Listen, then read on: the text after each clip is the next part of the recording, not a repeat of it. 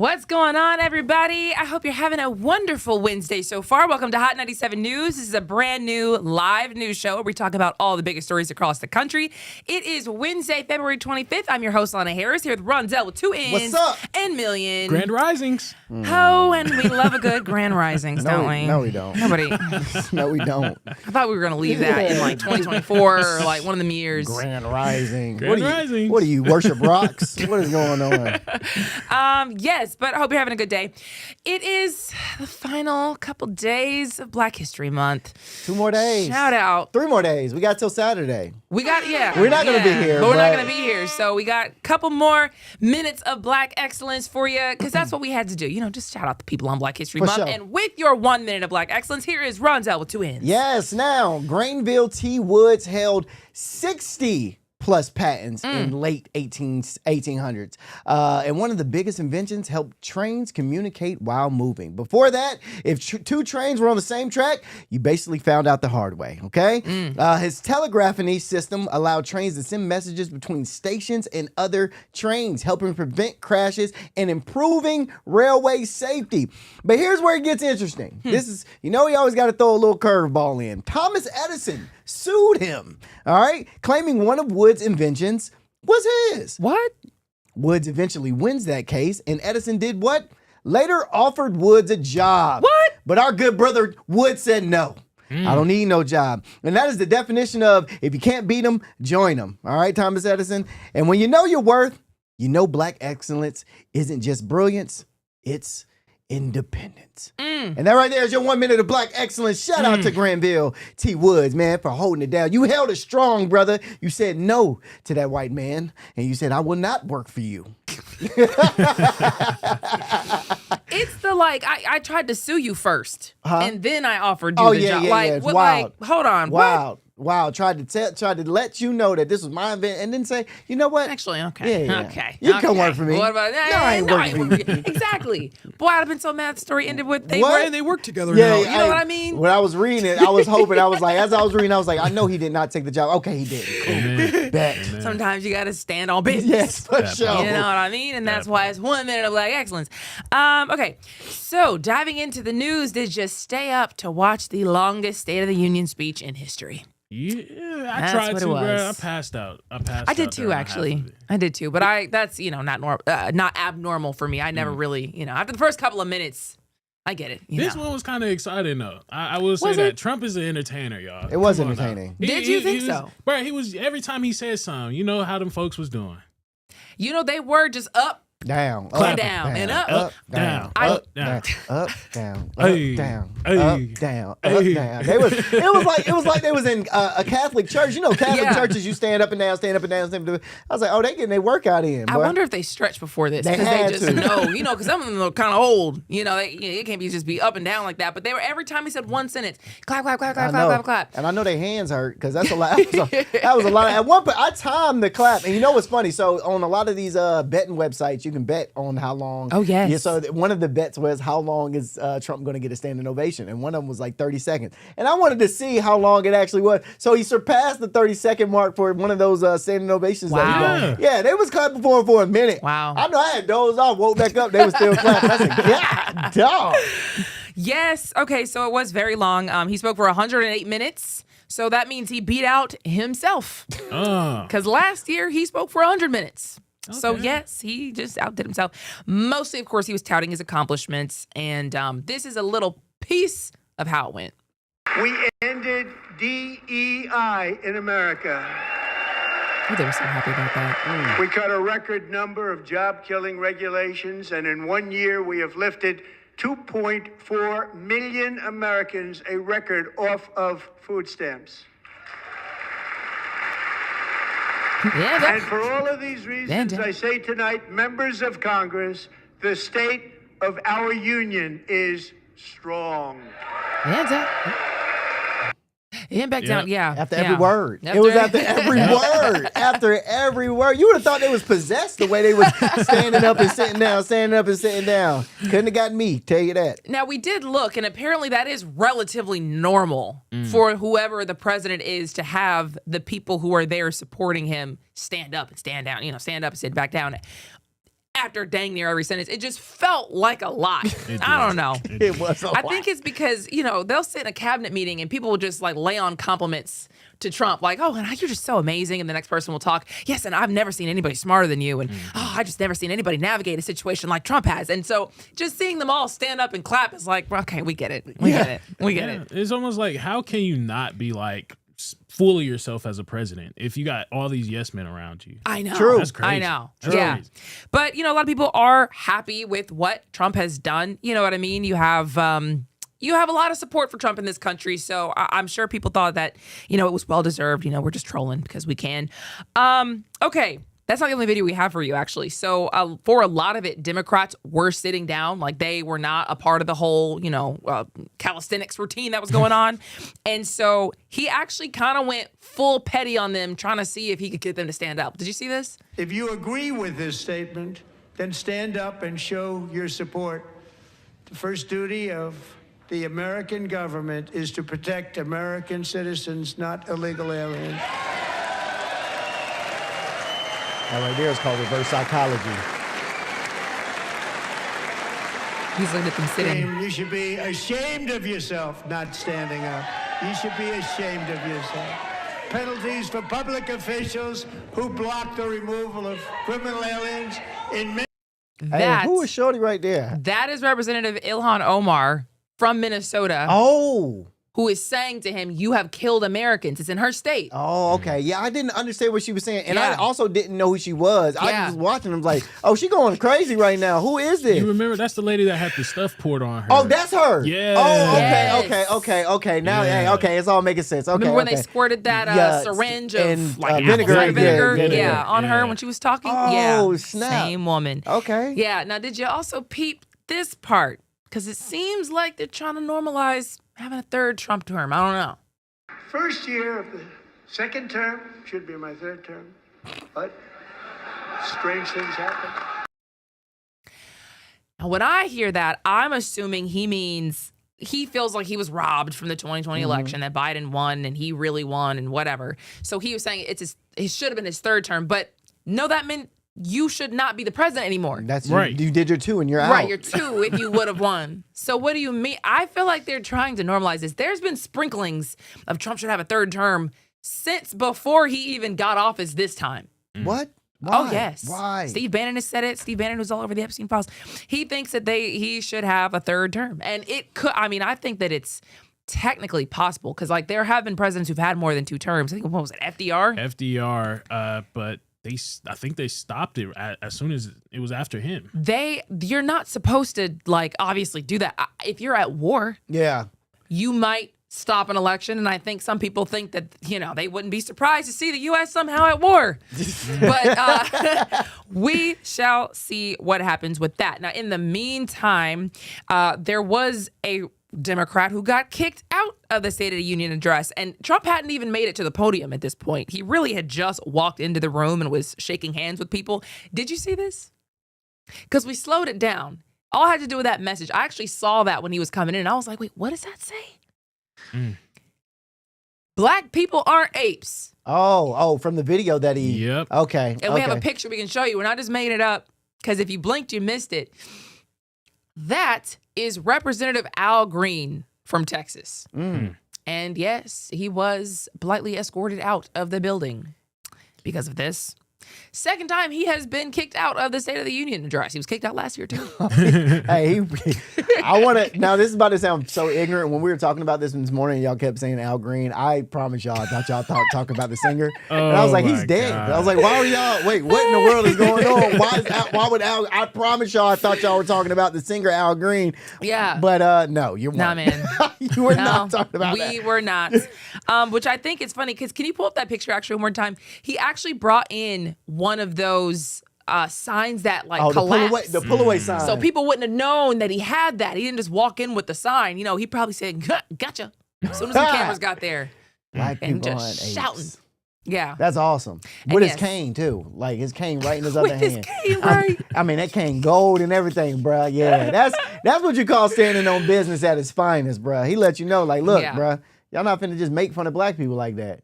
Right. And so, and of course, that is referencing what one of you guys just said when Trump posted that video of Barack and Michelle Obama as apes in a video that showed a lot of Democrats as many different animals. It wasn't just them, but, they were the apes in the video and people peeped it. So as far as this State of the Union goes as well, I also noted that Melania Trump, Trump's wife, the First Lady, brought kids as her guests. It's normal for them to bring guests. Usually, the president and the First Lady, I would think would bring like their own. I mean, like guests collaboratively. But Trump had his guests, and she brought kids, and one of the kids was an AI advocate, 10 years old. First of all, I think it's wonderful that someone who's 10 is as decorated as she is and as informed as she is and a history champ. That's really amazing. I also do just wonder, how much can a 10-year-old really know about AI? Like, girl, we're kind of scared. You kind of just got here to Earth 10 years ago.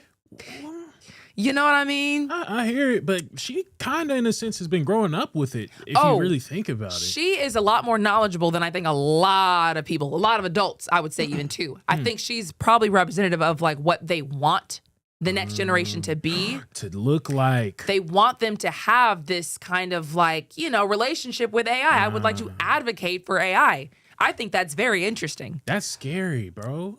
I thought bad timing, Milana. Just bringing children to at this point in time, bad. This is bad timing. Bad. You should have brought an adult. Okay, this is bad timing right now. Your husband is under these five. Bad timing. You should have brought an adult. That was not what you should have not brought children. I'm letting you know that now. You see what Trump did? He bought the United States hockey team. Yes. He could have bought anybody. He bought the United States hockey team. You see, you should have led. He was leading by example, and you should not have brought no children to this State of the Union. Bad timing, Melania. Yeah. I would have cussed you out backstage. Girl, why are you bringing these kids? You know what I'm going through right now. Why are you bringing these children?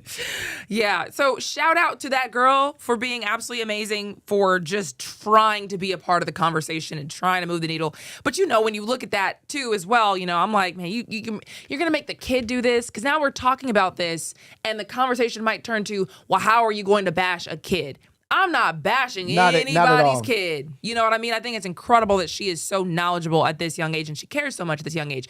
But it's not lost upon me that you're using a child to push this, on people and potentially on other children. So that's interesting. We're just peeping things. Yeah. We're just peeping things, calling a spade a spade. It is what it is.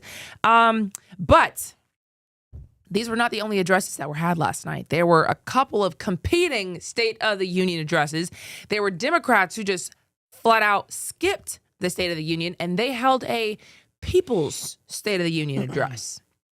And so, that was what I would consider to be pretty legitimate. There were a number of Senate Democrats and House of Republicans, House of Representatives, the Democrats as well. And, they were just talking about how they feel like Trump has lost the people. You know what I mean? They feel like his interests are more aligned with big businesses and really rich people and people who are kind of on the, I won't say the fringe, but who are on the side of wanting to get rid of DEI, wanting to get rid of trans rights, wanting to get rid of all that stuff that he mentioned. It's why they did what they did. They felt like, and people who obviously care about the economy being affordable for the layman's people. Because I think that billionaires are having a great time under Trump. Oh, yeah, for sure. You know what I mean? I think big companies who've been deregulated, great time under Trump. So a lot of people do like what Trump is doing. But people who can't really afford groceries and housing and, their credit card debt is spiraling out of control, those people are who they claim to have done that for. I like it. I wonder if it's going to change if we get those tax rebates that he promised us from those tariffs that he because we've seen it change before. I mean, not black people, but I can only speak for the black people I remember seeing and being around when they got those checks, when they got those stimulus checks. The whole mood shifted. Oh, yeah, for everybody sure. changed. Everybody was all pro-Trump. So if he gives us those rebate checks that he claimed that we was going to get in those tariffs, it may change. Who knows? It could. I will say this about this whole what was the name? What was there? What was People State of the Union. Yeah. First of all, be original, okay? The Republicans already did this with the Super Bowl. They've already done this, okay? Be original. Y'all did not even think. Y'all didn't even use y'all brains. Y'all just, hey, let's start doing this because they're doing this. No, man, be original. Y'all should have did something else. Republicans did a Super Bowl, an anti-Super Bowl show with Kid Rock because they didn't want to watch Bad Money. Cool. Now y'all wanted to do a side State of the Union, like them, be original.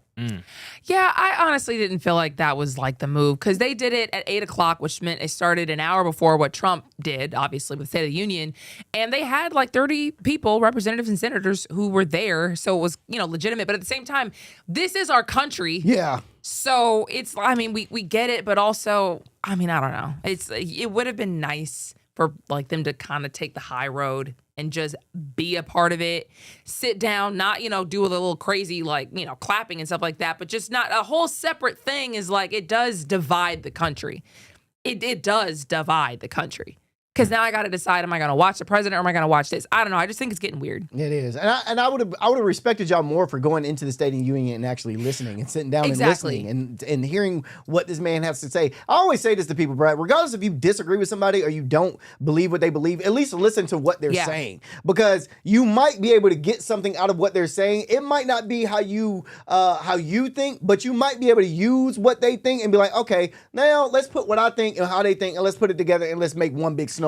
But if you're not even listening to the conversation or if you're not even engaged in the conversation and you just want to X yourself out of the conversation, you're not even giving yourself a chance to hear the other side of why they think like that. Yeah. And that's why that's how I think about racism a lot. It's like, dog, listen to, let me hear you out. Let me hear why you're racist or stuff like that. Right. You know what I'm saying? No, for real. No, I do. Because when I was listening to Trump's speech, and again, I did not listen to all of it. I maybe listened to like 10, 15 minutes of it before I fell asleep.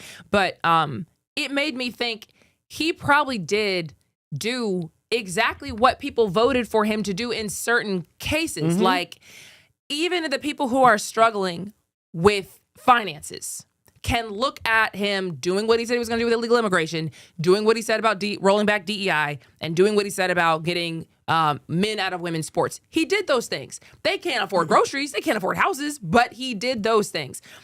The rich people, they don't care that, about all that other stuff, but the tax code, right where they want it. So some people really did get what they wanted from Trump. And I think the Democrats should have listened to him to be like, okay, here was everything he lied about. Here's what people want in some cases, but where can I fill in the gaps and be in the holes? You can't do that if you're just going to I don't want to hear it. Exactly. So I don't know. That also was not the only competing State of the Union address, though. The Republicans also held one, but it was not necessarily Trump's Republicans who held this. This was called the State of the Swamp, and it was headlined by Robert De Niro. I don't know if you guys even heard about this because I hadn't heard about it myself until I went to go look up what the other one was about. But as far as this goes, this one honestly seemed very, very wacky. And I'll just show you one picture of what this looked like, the overall. Can you pick out the overall picture? Not this one yet, because I got things to say. I just want to show you the room itself. You only got those two pictures? Dang. Okay. The whole crowd it seemed very small, and they had like frog hats on at some points. There were big frog inflatables in the room, and then you can just bring up the second one that you already showed. They were watching in between the speakers who came in and talked. They were watching Trump's State of the Union on C-SPAN. You can see that there. And there was one of the guys in the frog hats and a guy in the giraffe suit who was holding something I had to blur out and said, is this fall out your mouth, Trump? And it was a thing that's not safe for work. It was an adult item. We know what it is. Oh. Yeah, we know what it is. And they had it like plastered on the podium at one point, and then he picked it up and he held it up and he had it fall out of Trump's mouth. And I was like, bro, did Robert De Niro know that he was signing up for this? This is so disappointing. You know what's crazy is, so one of she's a comedian. She did this. She was there. She was there? She performed. Wow. Yeah, her whole shtick is, and she's very funny, by the way, very very funny chick. But her whole shtick is she makes fun of. She does spoofs on the women in Republican houses. Okay. So she does like a Nancy Pelosi, and she does like all these people in these houses, and she does spoofs of them. She's funny, but she opened up for Robert De Niro. Wow, that's interesting. Yeah. So this was, She was there. a legitimate. Robert De Niro was there. It wasn't just like a bunch of quacks. No. You know what I mean? Like they were legitimate people. And the State of the Swamp was supposed to be an unofficial political counter event, again, run by or hosted by conservative media. But they were basically arguing that Washington is controlled by the elites, political elites, who serve special interests instead of voters. And so their core themes there was just government corruption, lack of accountability, inflation, criticizing the DOJ and the FBI and the IRS and all of them, and claims of bias in the media and tech companies. So like that's that leg of society that actually, just held their own thing as well. And it got interesting. Oh, it did. I mean, I didn't watch it, but I did see a few of her stories on her Instagram about it, and I mean, it was funny to me. I mean, stuff like that's funny because it wasn't supposed to be taken as serious. Clearly. It was, and so it's a joke. I mean, so as a comedian, I look at the funny factor of it and it's like, oh, this is comical genius right here. You know what I mean? Very, very, I mean, it's very funny. When you get a second, I will say go watch like some of it. It's funny. I will say it's disappointing because from a conservative, there is some promises that Trump made that he just did not do. There's a lot of conservatives that are upset with Trump right now. I'm one of them. Because again, he's lied to a lot of people. I didn't vote for him, but he's lied to a lot of people. I thought this was the time that they were going to take to represent us in a good light and put out there that not all conservatives is like MAGA supporters. Yeah. But the fact that you have a what's it called, a ding dong in your hand while you're on the stage, you just like threw everything in the trash. You threw your whole message in the garbage. That's how because like to your point, they do have some points of some of the frustrations that they have. A lot of these people who voted for Trump did not want to be in all these wars, wanted to focus on America first. They wanted to have the country righted, but they didn't want, they weren't just whack jobs. Right. They turned that into a little, it just, it went, Now we're quacks. Now we're quacks if you support them. Good gracious. What, if you support the State of the Swamp? Yes. Now they just really discredited their whole entire movement by doing stuff like that. Wearing a frog hat. It's as if I was trying to say like, hey, I really think aliens are real, and I show up and I have a tinfoil hat and I've got like some things in my hands that are like metal or whatever, and I'm like, y'all, for real, like aliens are real. It could be a serious message, but as soon as you put on a tinfoil hat, people already think. Okay. So you show up in like frog hats and giraffe costumes talking about whatever you're talking about. So you're saying the liberals as those? No, those were conservatives. Those are on bro. the right. Yeah. Yeah, those was actual conservatives out there. What, State of the Swamp? Yes. No, that comedian is not a conservative. Well, that was the effort for that. She's not at all a conservative. Y'all gotta. I don't know, because she's not a conservative at all. Maybe I'm looking at it wrong. No. Because they're criticizing conservatives as well. Oh. They have to align as one or the other just because how our country is set up. So they are criticizing the DOJ. Trump is over the DOJ right now. He's the president. So if they're criticizing the Trump administration, a liberal can get in there and get some jokes in too, because they're bashing all of it. They're bashing Democrats too. They're bashing it all.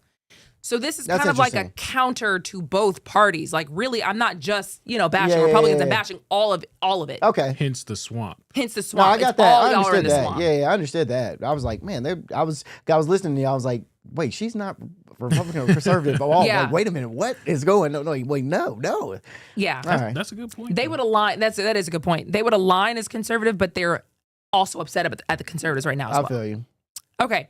So now that we've finished all of that, well, actually, you know what? We don't have that much time left. So why don't I just tell you about, I knew it was going to take some time. I know it was going to take this much time. It's all good. Then real quick, did you know that they were designated survivors? Designated survivors. They made a whole show off this. He was one of them, Mike Thompson. It was Representative Mike Thompson, who's a Democrat, and there was one more, Veterans Affairs Secretary Doug Collins. These are the people who are supposed to basically take over the country if something were to have happened during the State of the Union. because like everybody, there's like they're a all whole, there. they're all there. And I there's a didn't think of whole line of succession for what happens if the president dies and the vice president dies and you know, on down, Secretary of State. If all of them die because they're in the same building together, these two have to be somewhere else to take over the country. Oh, wow. I did not know that. Yeah. So they go to secure locations. They don't even get told, you know, until like the last, like, you know, couple days or so before it. And I was just thinking like, man, can you imagine being the designated survivor? No, for real. Because you sitting there thinking like, man, I'm tapped. If literally everybody dies, It's me. it's me. And I got to be the president. I'm in this room and like, you know. You know how much stress I would be under hoping that nobody bombs or does anything to the State of the Union? I was being there praying like, please nobody die. Please nobody die. Please don't nobody bomb this thing. I need, because bro, his life is probably a little normal. Yeah. It's probably a little normal. Yeah. It's probably not as chaotic as, but dude, as soon, he's up. Look. He has to take care of everything because everybody's in that room. Exactly. Everybody's He's in that probably room. in that bunker like pacing. Like, okay.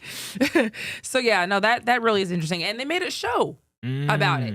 Wow. Did you know? You never No, saw I didn't- Designated Survivor? No. Yeah, that's what happens. Like the Capitol like blows up and the designated survivor learns, no, you are the president now. What is this on? I think it's on like ABC. It's an old show. Oh, is it? Like in like 10 years ago. Oh, okay. No, Yeah. I've never seen it. That's Who's the star? I'll look this up. I don't know. I do love the fact that we have that contingency plan just in case, though. Yeah. The fact that we're being proactive in that whole entire thing, I mean, that's amazing. Look at us, man.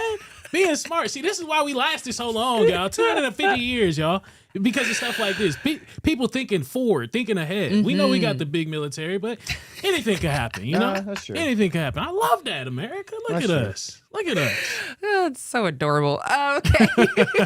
We have to go to a quick break, but we have to update you about Cuba and Iran after this and a couple of crazy stories. So don't go anywhere. We're right back.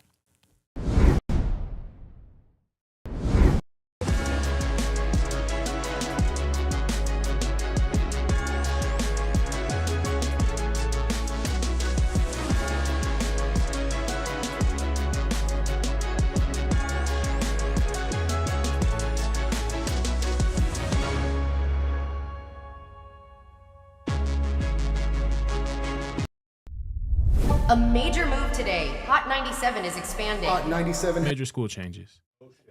Oh, God.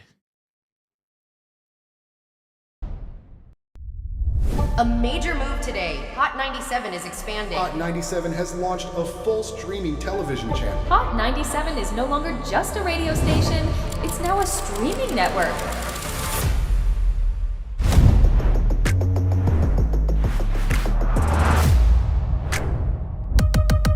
Welcome to Hot 97 News. Let's dive into the news because the news has been newsing.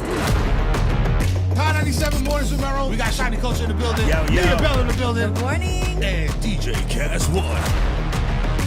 You know what it is. You know how I get down with the Funk Flex energy, baby. Let's get it, Flex. Nobody don't want no smoke. Wow, it got spicy real fast. Here for it all. We're here for it all. That's Let's it. go. Mariah Carey takeover. The people made it happen. Yeah. I'm coming around to all the classrooms and we turning up.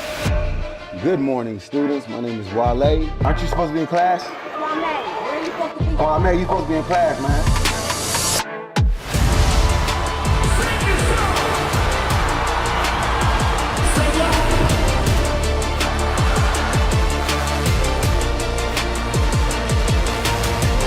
Rihanna has become a true worldwide icon.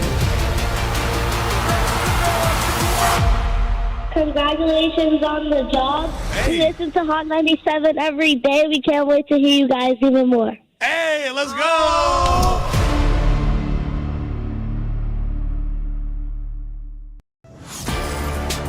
Get ready. The legend is on your screen. Funk Flex, the man who defines hip-hop, is bringing the heat from the radio booth to your TV. Where my camera at?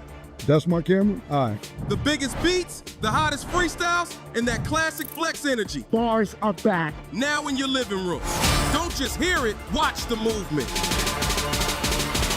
Funk Flex, now on Hot 97 TV, Mondays and Fridays at 7:30 p.m.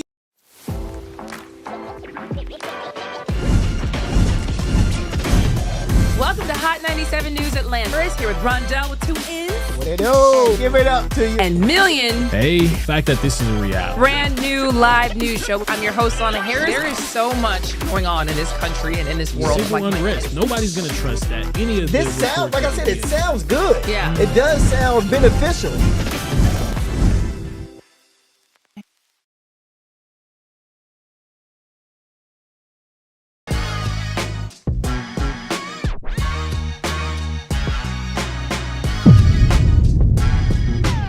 Welcome back to Hot 97 News, everybody. We see you guys in the comments as we were just talking about the State of the Union.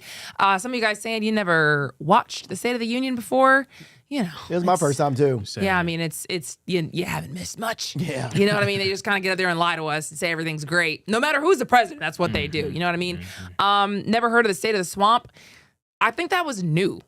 I think that's probably the first year they've done something like this because people are just like losing hope. Like, let me just do this by myself. Yeah, how can we is the vibe? Let's see here. Here we go again with the racism. I don't know what happened with racism. Oh, probably in the. Can you go back down? We're in the. You're probably talking about the 1 minute of black excellence, the racism with that probably. Never voted for Trump. You're saying. What if they had a fly tinfoil snapback hat though? Yeah, man. I mean. No. What are we doing? Stop. Don't entertain it. No. Okay, diving back into the real news and what really people should be talking about today. So first of all, the U.S. pressure campaign seems to be going very well against Cuba. Cubans are living in filth now. In fact, we got some pictures that I found online. Look at the trash that's stacking up. Side note, I did not know they were still driving in cars like that. I literally was just about to. I was literally about to say that. I could hear it. Hey, bruh, I could hear it. I was literally about to say, bruh, they still driving those type of cars. I thought that was just in Fast and Furious. And it is clean. That's nice, real too. clean. That'd be so expensive in the U.S. Anyway, the point is, look at the freaking trash that's piling up. This is just one of the pictures, and it doesn't even really tell the full story. I think the second one tells it a little bit better. It's just trash that's stacking up. So remember, the Trump administration stopped oil shipments to Cuba that were coming from Venezuela, and then they threatened to put tariffs on any other country that tried to give or sell Cuba oil. And this country relies on importing oil to function. It's an island. You know what I'm saying? So Cuba used to get 35,000 barrels of oil a day from Venezuela. But after the U.S. kidnapped Venezuela's president and put him in jail here, they get zero. So 35,000 barrels a day to zero. So that's what we're seeing really just tank their standards of living. They're trying to conserve oil any way they can to keep people alive, literally, which means services are getting cut. And that includes the trash services. Can you pull that back up? Because I just really want it to just tell the story. Oh my God. What you know what I mean? What oil got to do with the trash, though? So only 44 of Cuba's 106 garbage trucks can operate. They don't have, can't gas them. I got you. We got to conserve it. So that means we're not going to be able to stop everywhere. We can't run it as much. So some people are emptying bags onto just a growing mound, and other people are literally having to pick through it, hoping to find something their family may need at this point. Got kids just like walking. Imagine how bad that smells. No, for sure. Cuba is in the 80s this time of year. That's crazy. And to think that this was one of the most frequent vacation spots in the world, now just complete rubble almost. That's so sad. Canadians go there for vacation. Like hundreds of thousands of Canadians go there a year. And so, they can't even get relief at this point from AC inside. Because at this point, they're having daily prolonged blackouts across the country, 12 to 20 hours a day, reportedly, in a lot of areas. And one of those reports says that about 64% of the country does not have power during the late afternoon and evening peak demand when probably the sun is the highest. Y'all by the ocean, though. Just go jump in the water. No, let me. The smells. Bro, let me stop. Think about it. The ocean is probably dirty, too. The beaches very dirty. is probably dirty also. I was joking. Oh, man. Joking. Okay. Some of us have empathy and kindness and compassion. I was just trying to lighten the mood. I was definitely joking. Well, let me darken it. I heard that. What? No, but seriously though, I want people to realize I saw reports that people was actually being buried in cardboard boxes. Wow. buried in cardboard boxes as opposed to putting them in coffins because like you said, there's no transportation. You can't get the coffins sometimes. You may not even be able to afford it. That's crazy. And to your point, their healthcare system is also reportedly at a critical breaking point. So says the Cuba Health Ministry. They say hospitals are having power outages as well. Emergency services aren't happening normally because of a lack of fuel. You know, you can't just run and go get somebody when there's no gas. Flights bringing in medical supplies have stopped. So all that's crushing people with chronic illnesses, cancer treatments. It's all having to come to a stop because of this. Tourism obviously has mostly stopped, if not completely stopped at this point. So a lot of people just lost their income. What do you do in a situation like this? So if the goal is to make people suffer so much that the government topples, I mean, they're definitely suffering. Their government had, I think they had said that this is like an economic genocide that they're committing. I mean, it's what would you expect, you Right. know? I mean, you take off any trades off of the table, all trades off the table. I mean, I was just watching videos today on Cuba, but I saw that they are paying for eggs, like one egg. Like they're not getting like cartons of eggs. They're paying by one egg. Wow. I want to know, there's elites in every country, okay? There's rich people in every country. What are the rich people doing in Cuba? Because I'm pretty sure there is a group of rich people that live in Cuba. I don't think everybody in Cuba is broke, or I don't think everybody in Cuba is living in poverty. I think there has to be some part of Cuba that the wealthy do stay, and they probably, I don't know if they're hoarding oil or hoarding gas or whatever the case may be. I want to know what they're doing. I would imagine that they are probably better off than obviously the poor people, for sure, from just stacking and hoarding just as like, because if you see this coming, and if you're in Cuba and if you were really paying attention, this is why you watch the news. If you see what's happening in Venezuela and you see all that pressure and you get your main oil supply from Venezuela and it really looks like the U.S. is about to do something crazy, trickle down, I would start stacking up on stuff. If I had the money, I'm buying beans, I'm buying just non-perishable foods. So that's what I would be doing. But can they control a rolling blackout, and where it blacks out? At some point the food just spoils. At some point, I mean, it's hot for me like it's hot for y'all because none of us have power right now. Yeah. I mean, and also to your point, I mean, they do have a president. I mean, yeah, their president, whoever's in charge over there, isn't struggling. No. I don't think he's struggling, but he probably does have to make some certain costs. I mean, some certain cuts. Yeah. Though. I could see that. So other countries are trying to help. Mexico sent a humanitarian aid package, which we talked about, not oil, just, a humanitarian aid package. Canada is reportedly preparing an aid package for Cuba, and they didn't say, what it's going to have in it, when it's going to happen, but they said it is. So did Russia, actually. Russia is reportedly considering sending an oil shipment, but they haven't so far. Again, we've said that we're going to put tariffs on whatever country that helps. U.S. and Russia aren't really, Russia is not really concerned about that, I would think.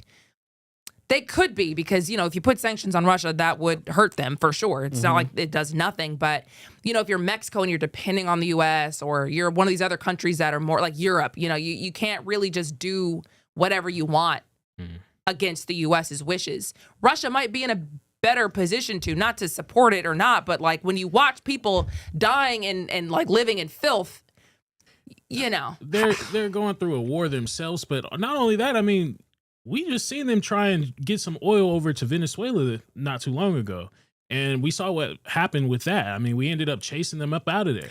They have been chasing, the U.S. has been chasing oil tankers away and all through the Caribbean to try to stop it, because the U.S. has sanctions on them. Like, you guys cannot sell this oil.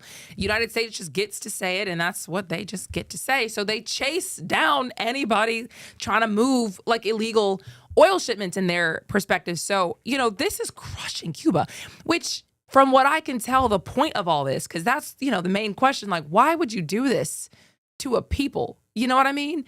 And the whole point is reportedly to move the Cuban government away from communism. So that's either they decide to change their behavior, they allow more private business and free markets in, or the government topples some kind of way. Maybe the people rise up and run them out of there. Maybe they just decide, okay, we'll step down because, we're not going to be party to whatever you got going on here. I don't know, but they want them to change, and they're putting the entire country through this to make that happen. That's interesting. I've heard a theory. I've heard a couple theories on it. because Cuba at one point in time was like one of the biggest places to go for vacationing in the world.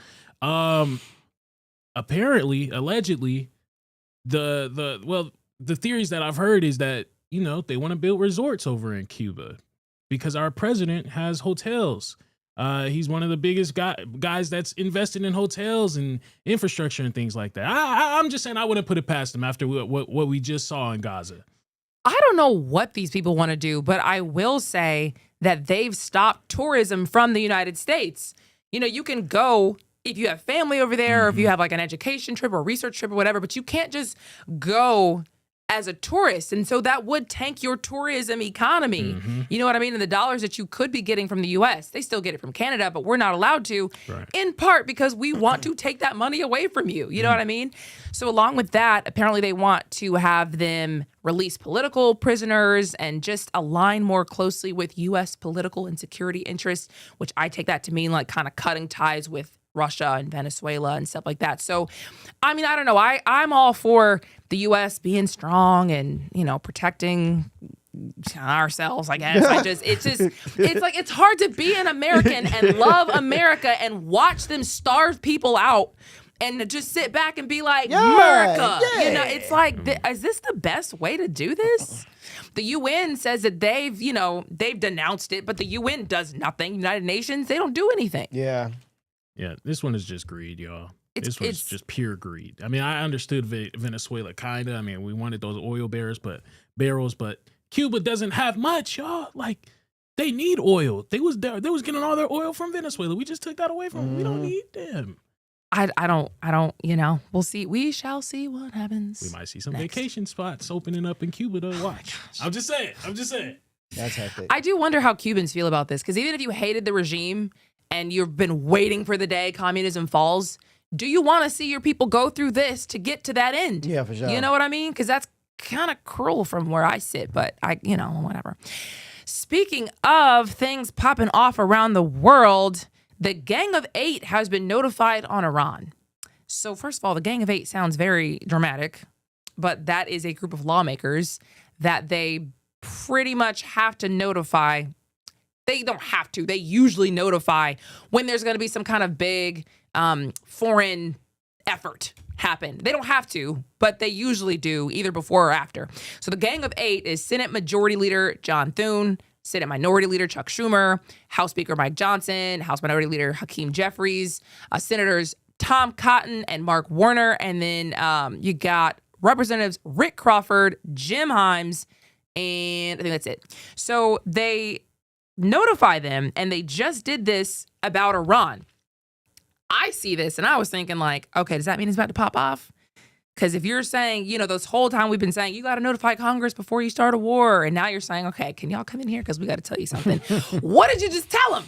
Does that mean we're going to war? Does that mean y'all about to pop off?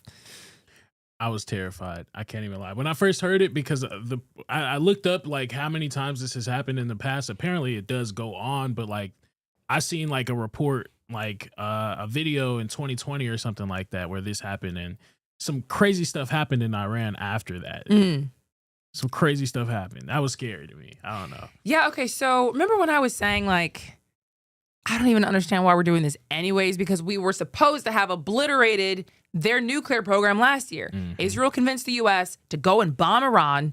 And then they said, we have blown up their nuclear program. We obliterated it. And anybody who says it's not obliterated is lying. Because other leaders who are not, you know, supportive of the U.S. and Democrats who just, you know, troll Trump whenever they can, were saying, like, how do we know it's obliterated? You know, we don't have any proof. Nobody went over there to check. They were saying that's literally propaganda. And like, you know, you can't just say, okay, we did it and it's obliterated with no proof, because that is just, I want you guys to believe it's obliterated. So again, why are we now here with an armada outside the coast for a nuclear program that's been obliterated? It's been a couple of months. You know, obliteration didn't even last months.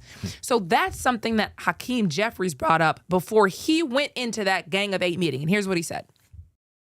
Now we're to believe that there's an exigent circumstance where Donald Trump may need to strike militarily in order to prevent Iran, presumably, from achieving its nuclear ambitions. Wait, what happened to Iran's nuclear program being completely and totally obliterated. Donald Trump's words, not our words. Clearly, he was lying to the American people, or he's lying right now. He brings up a great point. It's a fair point.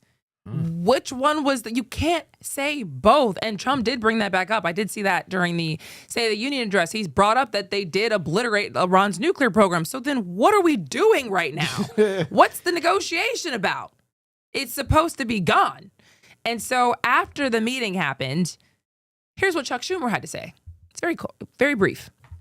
Closed door briefings are fine, but the administration has to make its case to the American people as something as important as this.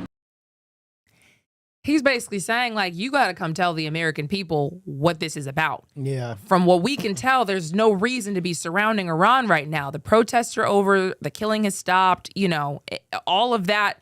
The time to move in and act and help those protesters, which is what we claim this was about, has gone. Mm-hmm. So at this point, if you want to potentially get into some kind of war here, you got to tell us.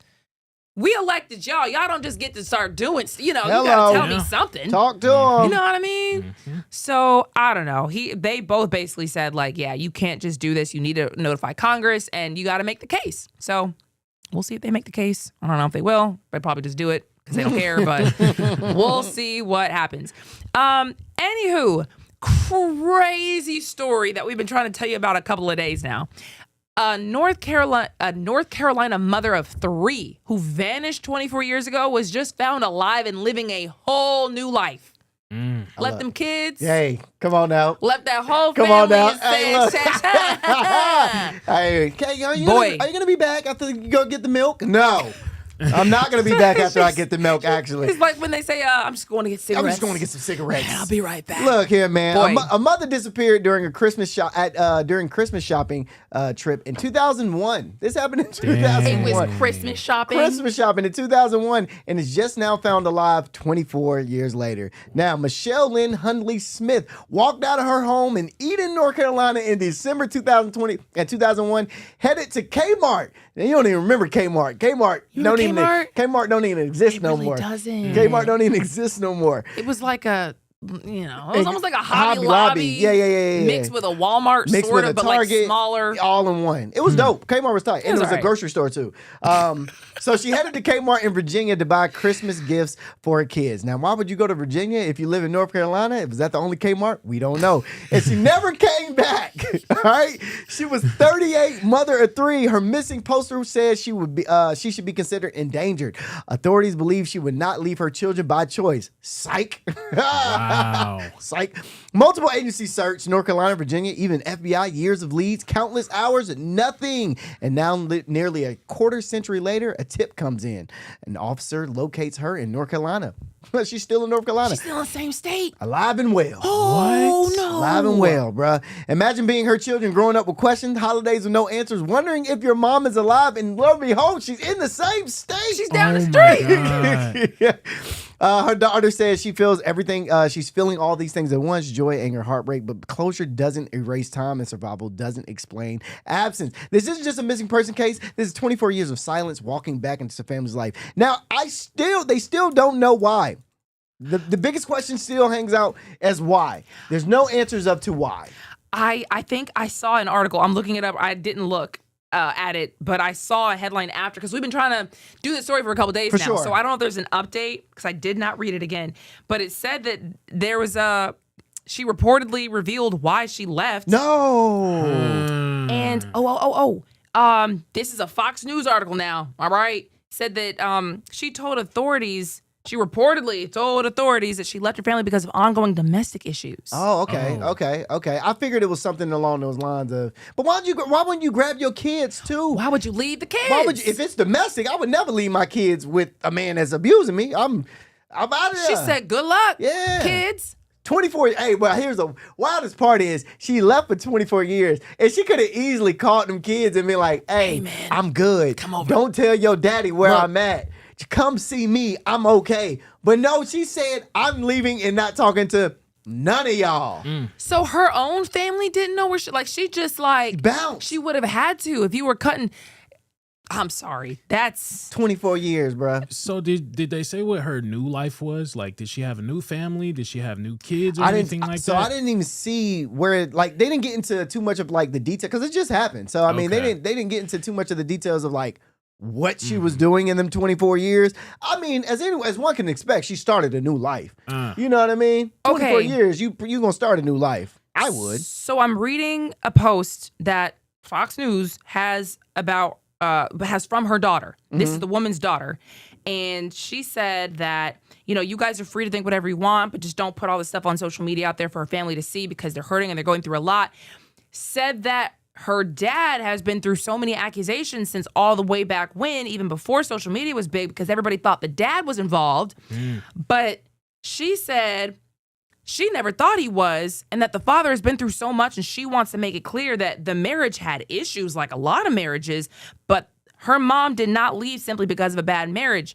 Everybody's entitled to their opinions, but please remember that my father has been proven innocent. Okay, so it's a deadbeat mom situation. That's what it sounds like. She's just being a deadbeat. You think she just wanted to leave? Yes, bro. She was tired. Like you were the problem. Yeah. It's not just got 3 deadbeat kids. I'm ready to leave. It's not just deadbeat dads that's out there. I've seen a couple of deadbeat moms out for there sure. too.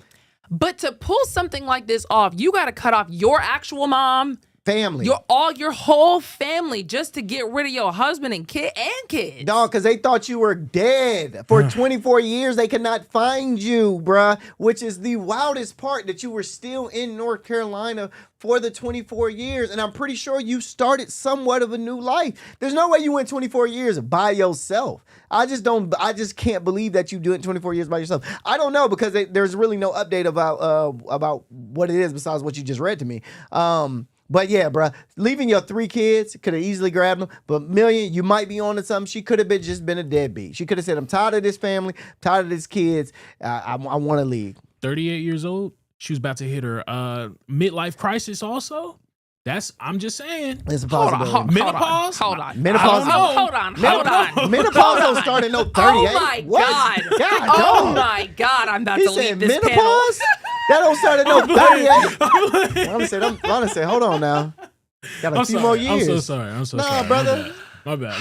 Midlife crisis at 38. At That's 38 is crazy. What are we all dying at like 70? Yeah, what in the world? I don't know, bro. I don't know. Midlife I crisis feel around like you like have to 50, have 55. you start questioning your life at around 38 because you have it already like figured out at that time. You know what you got. Like, she had a family. She knew that was her job. So of course she's just like, maybe inside of her head she thought, hey, I feel like I'm more than this. Nah, let me leave. She wanted. I don't know. Listen, man. 38, 3 kids. She probably found her little tenderoni somewhere, and this before the internet too. This before the internet, so she probably found her little tenderoni somewhere and probably slid off. Cause 2001. Yeah, the internet was up. Yeah. So she probably found her little tenderoni on one of them little chat rooms or something and said, "Hey, baby, I'm finna come be with you." And look. We don't know this, though. I wish I did. I wish I had more answers for y'all. I know. I wish I did. And I hope I hope this comes out as a Netflix show so we can all watch it together. Imagine what her kids are going through. You know what I mean? Like, to they ain't have a mom out, at all. Like, you thought your mom was dead and it turns out like she just didn't want you. Yeah.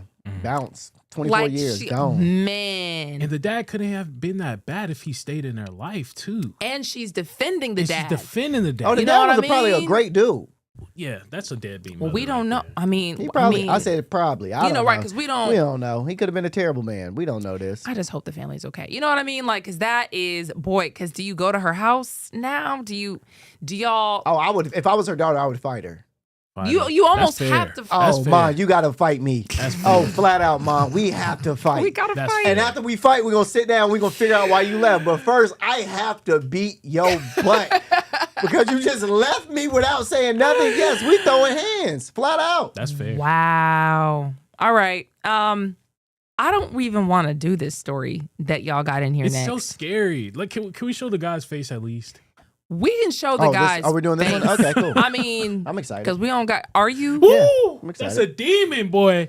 It really. And if you're a queasy person who doesn't want to hear like truly sickening things, you might just want to even not watch this segment. Just skip on to when we about to do the Atlanta side.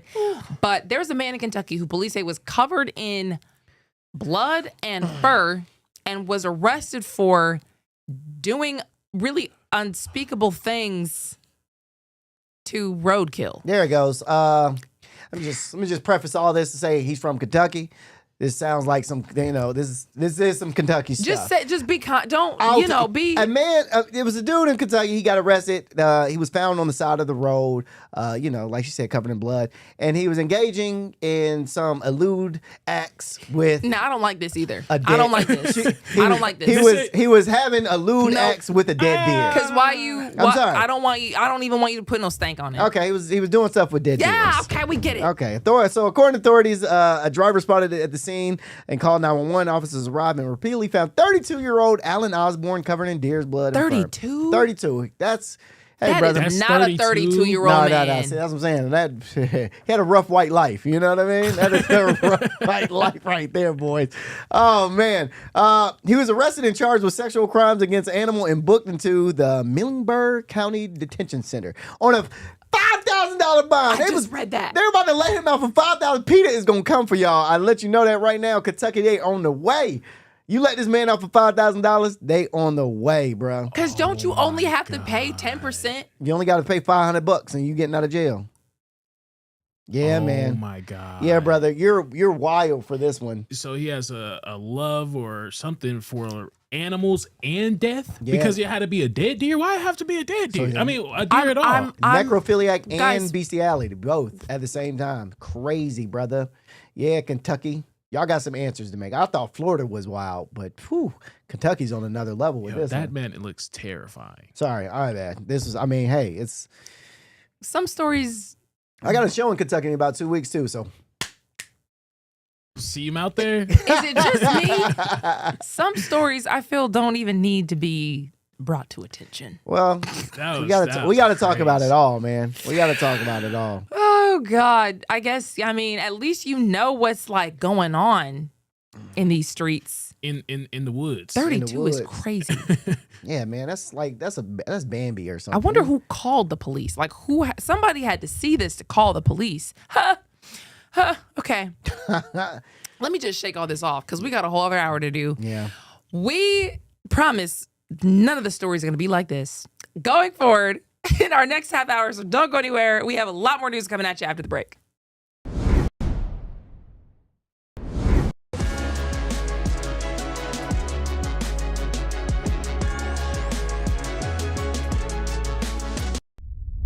A major move today. Hot 97 is expanding. Hot 97 has launched a full streaming television channel. Hot 97 is no longer just a radio station, it's now a streaming network.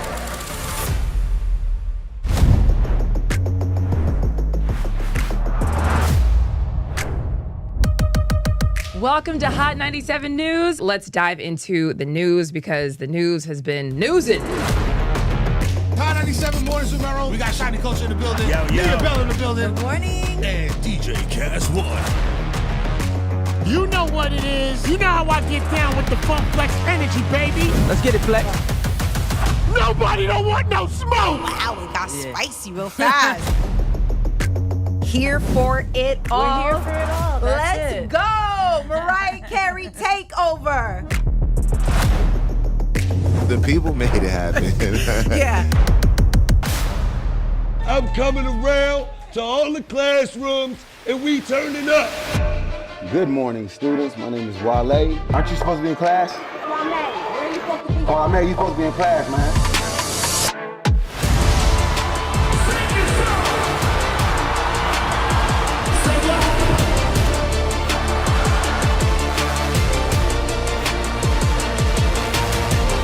Rihanna has become a true worldwide icon.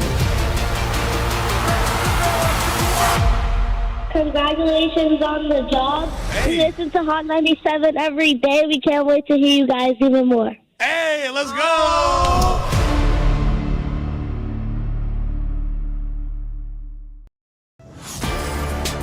Get ready. The legend is on your screen. Funk Flex, the man who defines hip-hop, is bringing the heat from the radio booth to your TV. Where's my camera at? That's my camera? All right. The biggest beats, the hottest freestyles, and that classic Flex energy. Bars are back. Now in your living room. Don't just hear it, watch the movement. Funk Flex, now on Hot 97 TV, Mondays and Fridays at 7:30 p.m.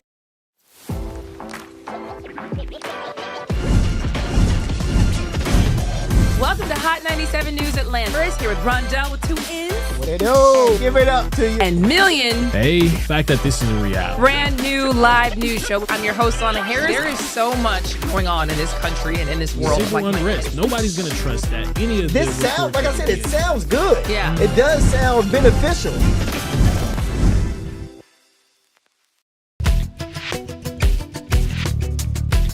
You are watching Hot 97 TV.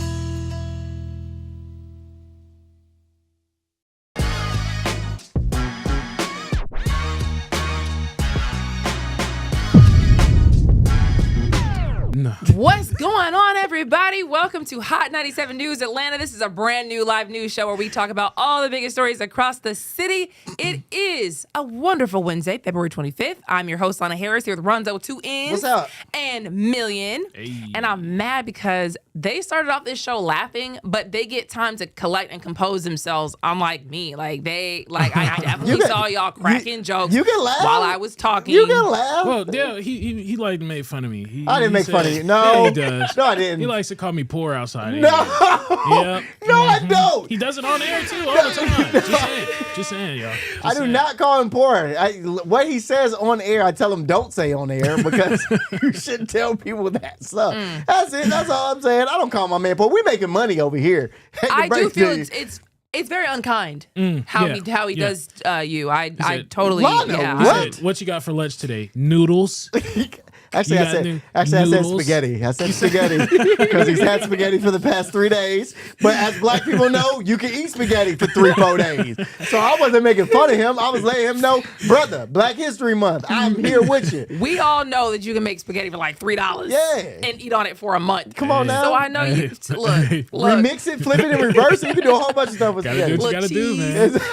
Save money. Save money. Oh, Amen. man. In this economy. Okay. But you know what? It is still Black History Month. It is. It is. And so here is Rondell with 2 N's with your 1 minute of Black excellence. Yes, Greenville. T. Woods held 60+ patents in the late 1800s. And one of the biggest inventions helped trains communicate while moving. Before that, if 2 trains were on the same track, we basically meeting Jesus together. You know what I mean? His telegraphy system allowed trains to send messages between stations and other trains, helping prevent crashes and improving railway safety. But here's where it gets interesting, okay? Thomas Edison sued him, claiming one of Wood's inventions was his.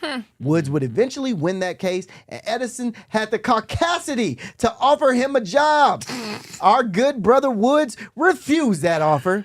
And sometimes the flex isn't just getting the job, it's proving you never needed it. And that's 1 minute of Black excellence, baby. Amen. Come on now, baby. That is crazy. It is.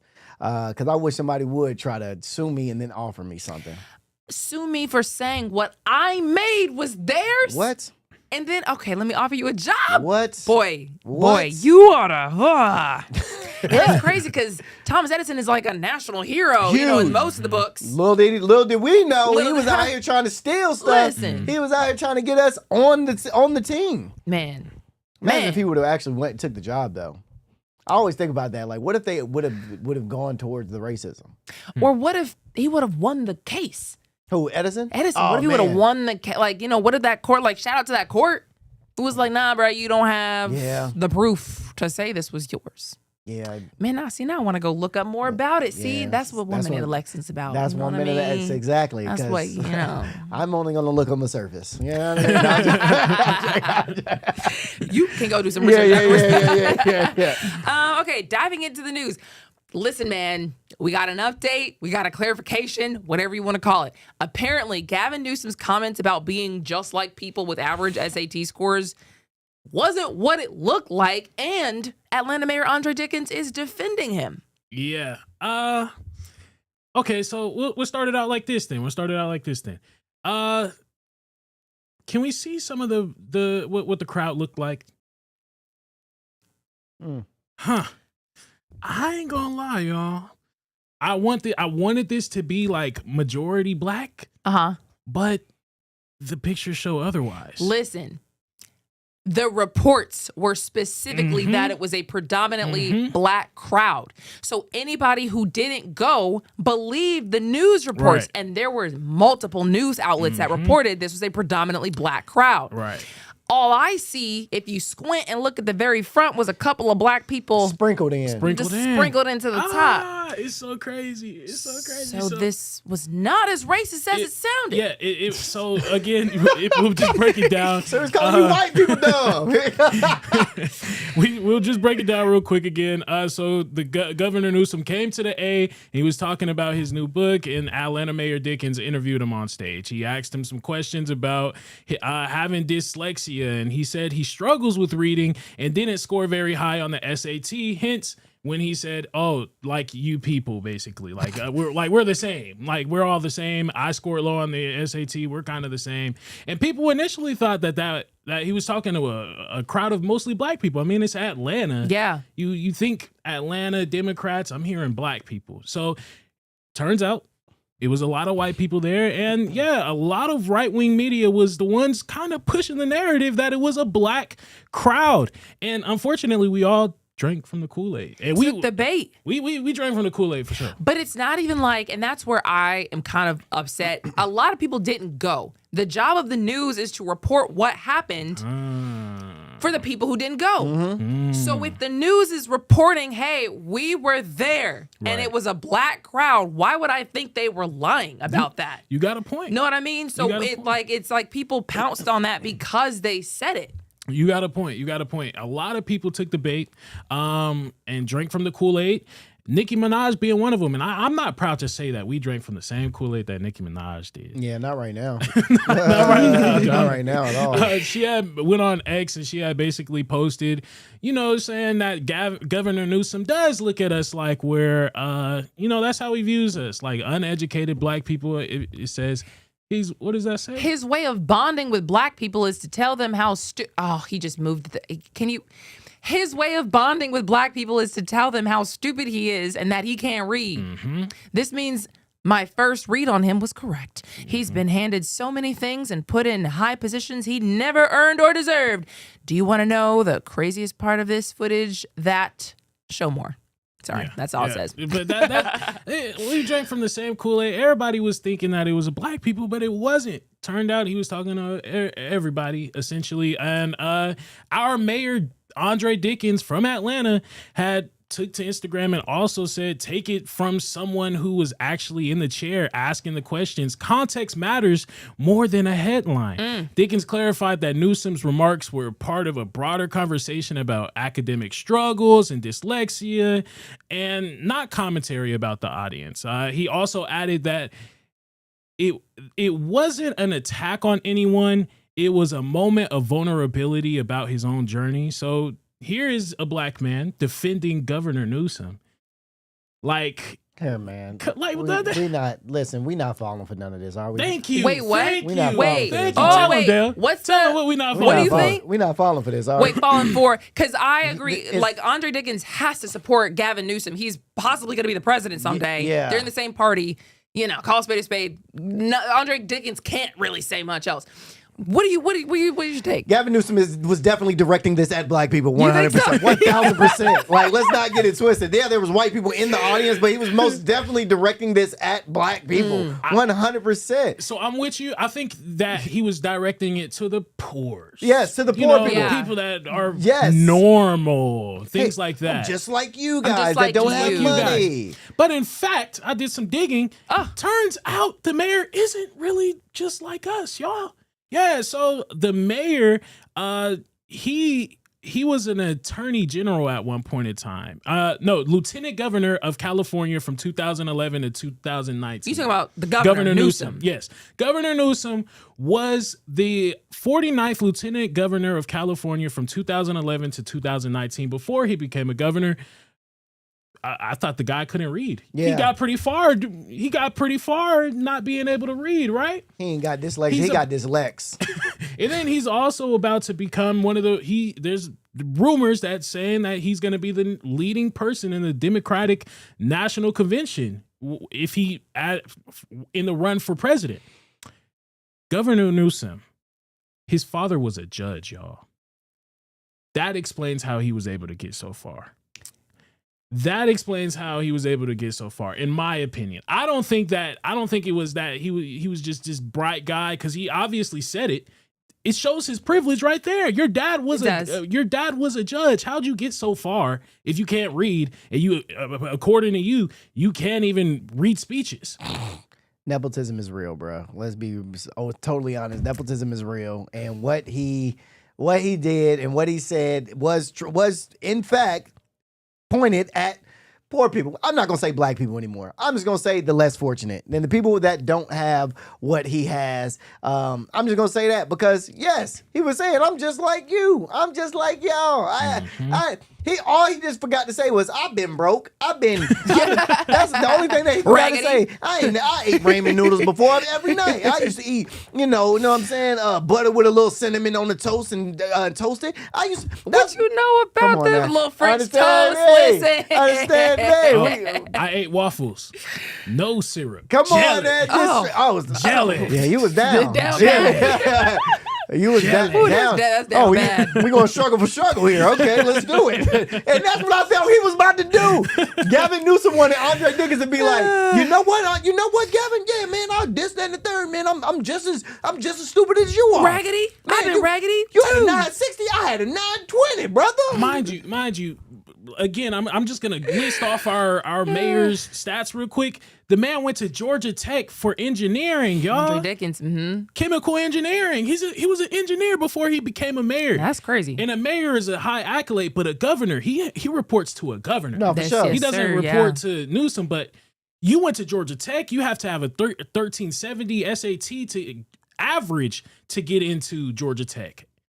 Y'all, we have to do so much, and it just shows we can't get as far. No, not at all. That's it. Not at all. There's still a ceiling for us. At the end of the day, there is still, and that's what people are super duper high up to this day in the world. There's still a ceiling for us, bro. Andre could run for governor someday. He could. He would. Will the people of Georgia vote him in? Is the question. Exactly. Because there's Atlanta and then there's Georgia, and Atlanta is not Georgia. Not at all. So I don't know. Two different things. But I think that's very interesting. I mean, I do feel bad for Gavin Newsom because it spiraled into what it wasn't. Like, I literally thought we were about to see a whole black crowd, because that's what the reports was, predominantly black. He was just talking about, people who are lesser than. That's where I think he made a mistake. I'm just like you. I'm no better than you. Well, nobody thought you were better than us. Why would you assume that we thought you were better than us? So now I know that you think that I thought that you were better than me. That was where you messed up. There's the issue right. There's the issue right there, bruh. Nobody said that. You said that. Yeah. No, where'd you get that from? Anywho, moving on. Okay. The High Museum of Art executive just resigned after investigators reportedly found $600,000 had been stolen. Yeah, so Brady Loom was chief operating officer of the High Museum, and it started in 2019. But he was placed on leave the other day. Allegedly, $600,000 was taken over several years from the museum, according to the investigation. And Mr. Loom had something to do with it. See, Mr. Loom, he was crafty, but he wasn't crafty enough. In December, financial discrepancies were identified in the High Museum's internal records, and this caused the High Museum to become suspicious. Their special committee launched an investigation, and the independent investigation found that Mr. Loom, the COO, the same guy that oversees finances, the same guy that oversees HR and security at the museum, allegedly took $600K. Reports say Mr. Loom was making about $312,000 per year in salary. What are you doing stealing $600K, dog? That's those people who just try to have a lifestyle. Of course, this man could be totally innocent. He's still, we're trying to see what charges can be filed and whatnot. But at the same time, if this is true, you don't need much more than $300,000. Like stealing you'd have to steal like $1 million for your life to be substantially better at $300,000. You know what I mean? You're already doing fine enough. I don't know. I think we're missing the point. He making $300,000 at the High Museum. What are they doing over at the High Museum to make $300,000? What? I think y'all missed that entire point. What in the world? We are at the wrong job right now. What are you doing at the High Music? What? Yeah. I mean, it's a nonprofit. Dang, now that I even say that, Now it's a that's- nonprofit. Come Dang, on, how bro. are they making that much bank? Dog, $300K to I guess watch they- over some art? You got me messed up. So I when need a side job, and I'm going to Hot Museum, bro. I'm going. So when I did look it up, though, they said they get it from investors or something like that. You know, they be having rich people talk like mutual funds and all types of different things that I just am not financially adept to, I guess. Not yet, at least. I need a tax attorney or something to look into it. But if we were calculating, since we pocket watching right now, 7 years of him being there would have been $2.3 million that he was making. Wow. Okay, so I did just look it up. It's kind of a little piece of what you said. They make money from a mix of different buckets, not just ticket sales. Wealthy individuals, families, and corporations will give these large donations, sometimes millions of dollars at a time, for prestige. Maybe their name goes on a wing or a gallery, or for tax benefits. Some just want to genuinely support the arts. But then I guess if you get all that money, you can put it towards your own salary. I mean, I don't get how that works either. That's a good question. How would the employees, because I'm sure the people who are actually running it don't see any of those millions and millions of dollars. So via ZipRecruiter, I looked it up. I was like, let's see just what a regular person is making. Via ZipRecruiter, some people was making like $40K. Some people was getting paid part-time jobs, hours, part-time hours to work there. It's just like, how does this man get so much? 300 is crazy. I hear you, Dale. 300 is crazy, Trust me, brother. I hear you, Dale. At that point, you might as well just start stealing the paintings, dog. Like what? Stealing the paintings, what, bro? Stealing the paintings. $300,000 for the. Have y'all been to the High Museum before? Yeah, it's beautiful though. It's beautiful though. It's gorgeous. Yeah, but it ain't. It's a museum of art, bro. It ain't like, oh my God, this is amazing. $300 worth of work in there. That's a nice building that it is. Great building. It's a really. I could see them making $300K though. Let's be real. I mean, the amount of people that they probably get in there. I don't know, bro. I don't know. I don't know, bro. $300,000. I think we skipped over that part right there. Yeah, he might have stole $600,000, but he was making $300 off the dribble. Yeah, no, that's a good point. And he's allegedly took it. Allegedly, yeah. The streets don't know if he actually did. This man could be innocent as the day he was born. Yeah, but I did just look it up. Do you want to? I just real quick. Yeah, it says that because the job entails just doing all types of stuff with all that money. Like you got to manage it. You got to, just move it and shake it in the way that you're supposed to. That job position is worth a lot of money.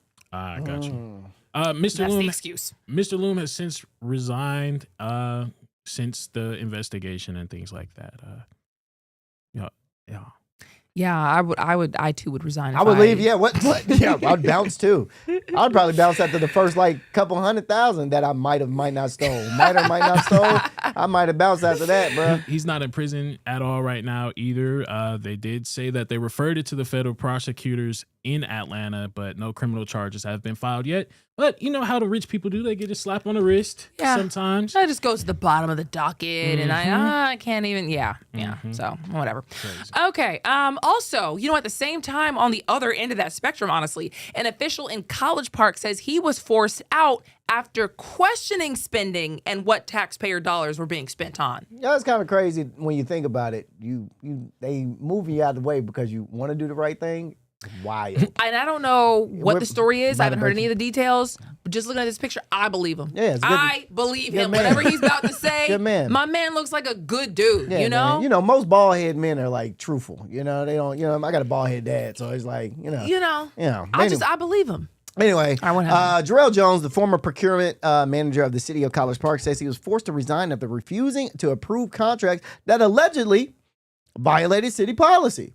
Exactly. Jones worked in the role for about 9 months. He says that from day one, something felt off. According to him, certain council members and managers weren't following established procurement procedures. Procurement isn't glamorous. It isn't, it's compliance. Contracts, purchase orders, oversight. It's the department that makes sure public money is spent by the book, as you spend the money the way the money is supposed to be spent. So Jones says for about 6 months into the job, the leadership structure started collapsing. Former city manager Lyndale Miller was forced to resign during a council meeting after she said she refused to violate policy. Then, according to Jones, the police chief and finance director left. Everybody started leaving once this man started whistleblowing. He described watching positions of power fall one by one and said, "I was waiting my turn." He says the moment came when interim city manager Michael Hicks allegedly tried to get him to approve large contracts without council authorization. City policy states that any contract at or above $10,000 requires mayor or council approval. Jones said he refused. He's not signing that because that's not the right way to do. 2 weeks later, 2 weeks ago, he says he was forced out. Crazy how you could be doing the right thing and they kick you out and they fire you for doing the right thing. That's wild. So he caught all those people who left, or those people who left also noticed something like those he people, did? Those people also noticed stuff, and then they started trickling. That's why he said, I was waiting my turn. Everybody started figuring stuff out and everything started looking a little fishy. Bro, you gotta start cutting people at the legs if you're doing corrupt stuff. Wait. So Lyndale Miller was forced to resign during the council meeting after she refused to violate the policy. Lyndale's a woman who's a different position. Yes. So she was not gonna do what they were asking her to do. Right. Which is wrong. Right. And then somebody else, what's his name? Somebody else. Yeah. Anyway, in a position. Somebody else in the Doesn't matter his position. name, Somebody else in the position did the same thing. Okay. They weren't trying to violate the policy. Okay, so that's why he was like, "Oh, I'm gonna be probably he was next." But he was only there for 9 months too. So I mean, he got there and been there for 9 months and saw this happening already and was like, "Yeah, bro, I can't get down with this." That's crazy. Yeah, man. When you do the right thing and you get punished for it is wild. Yeah, you got a point. Yeah, you do the right thing and you get punished. It's wild. So is the mayor? I mean, what?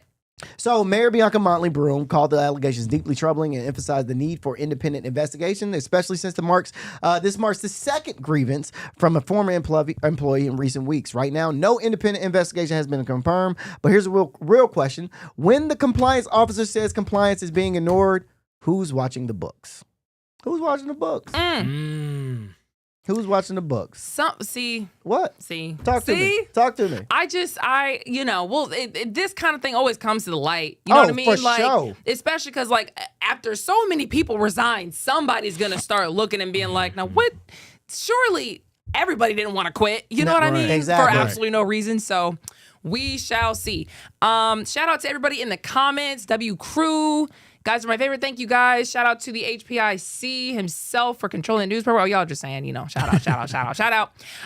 Okay. Metro college student. Oh, yeah, sorry. Let me put some stank on this because this is crazy. A Metro Atlanta college student is probably breathing a little easier today. His charges just got dropped after he legally bought a gun, but apparently had no idea it was a stolen police gun. Some back alley transaction, bro.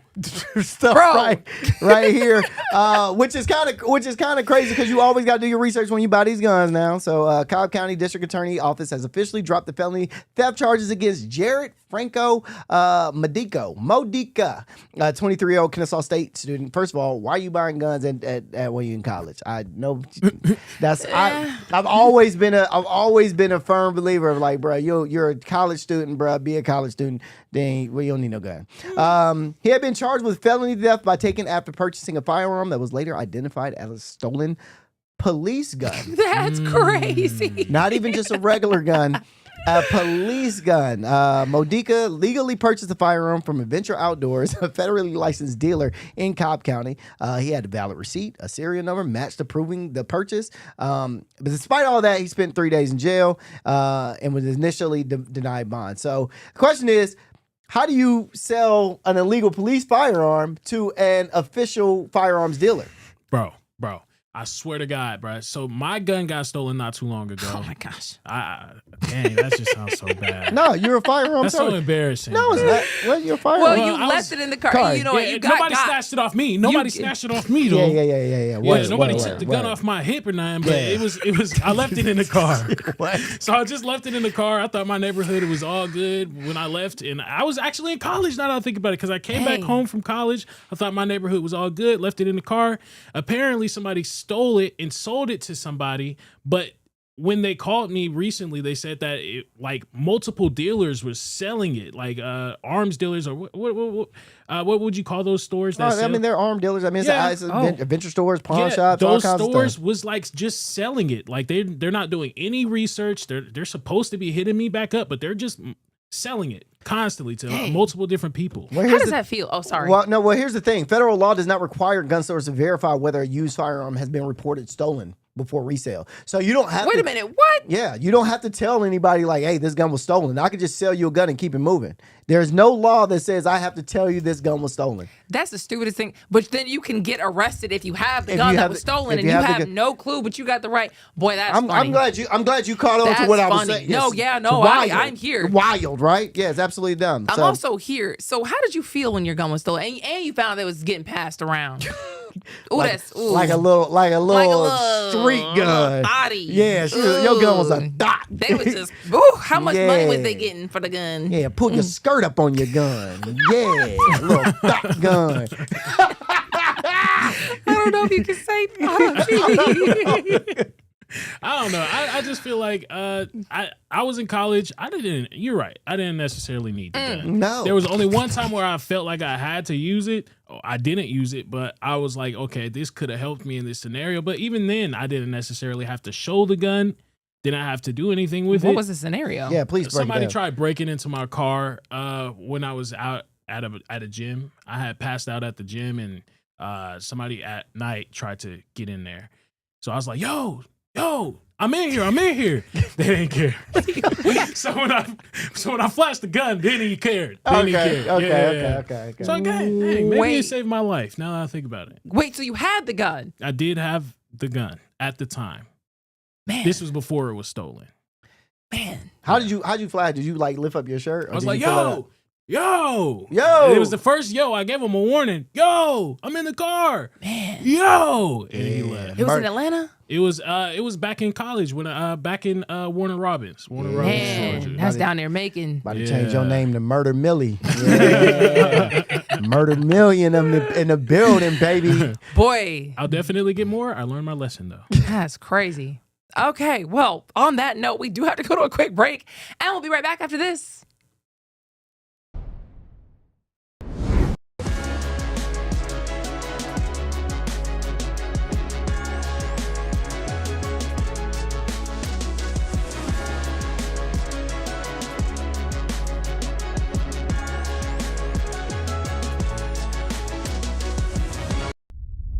A major move today. Hot 97 is expanding. Hot 97 has launched a full streaming television channel. Hot 97 is no longer just a radio station, it's now a streaming network.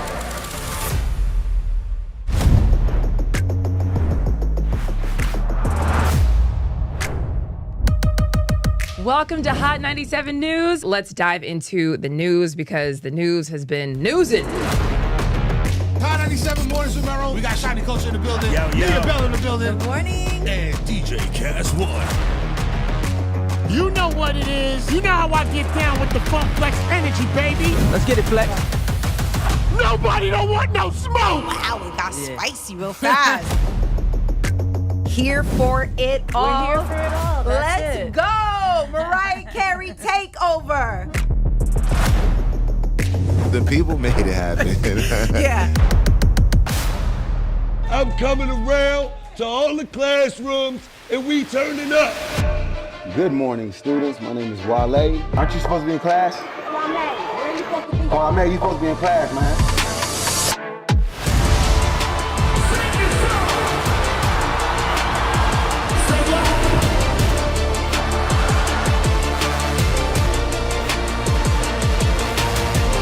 Rihanna has become a true worldwide icon.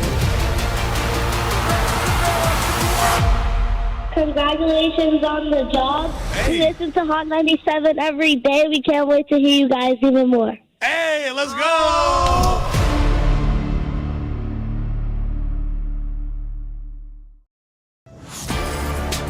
Get ready. The legend is on your screen. Funk Flex, the man who defines hip-hop, is bringing the heat from the radio booth to your TV. Where my camera at? That's my camera? All right. The biggest beats, the hottest freestyles, and that classic Flex energy. Bars are back. Now in your living room. Don't just hear it, watch the movement. Funk Flex, now on Hot 97 TV, Mondays and Fridays at 7:30 p.m.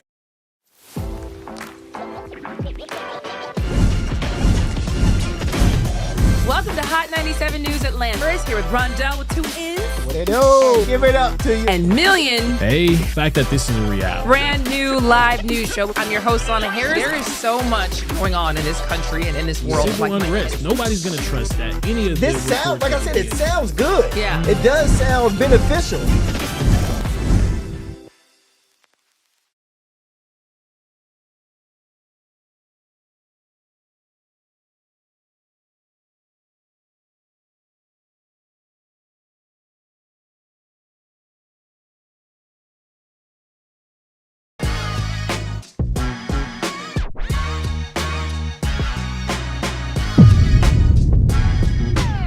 Welcome back to Hot 97 News Atlanta, everybody. We see you guys hanging out with us in the comments on YouTube. Love to have you. No, I am not strapped under the table. Okay. But That's what you she know, wants you to think. I run a tight ship here.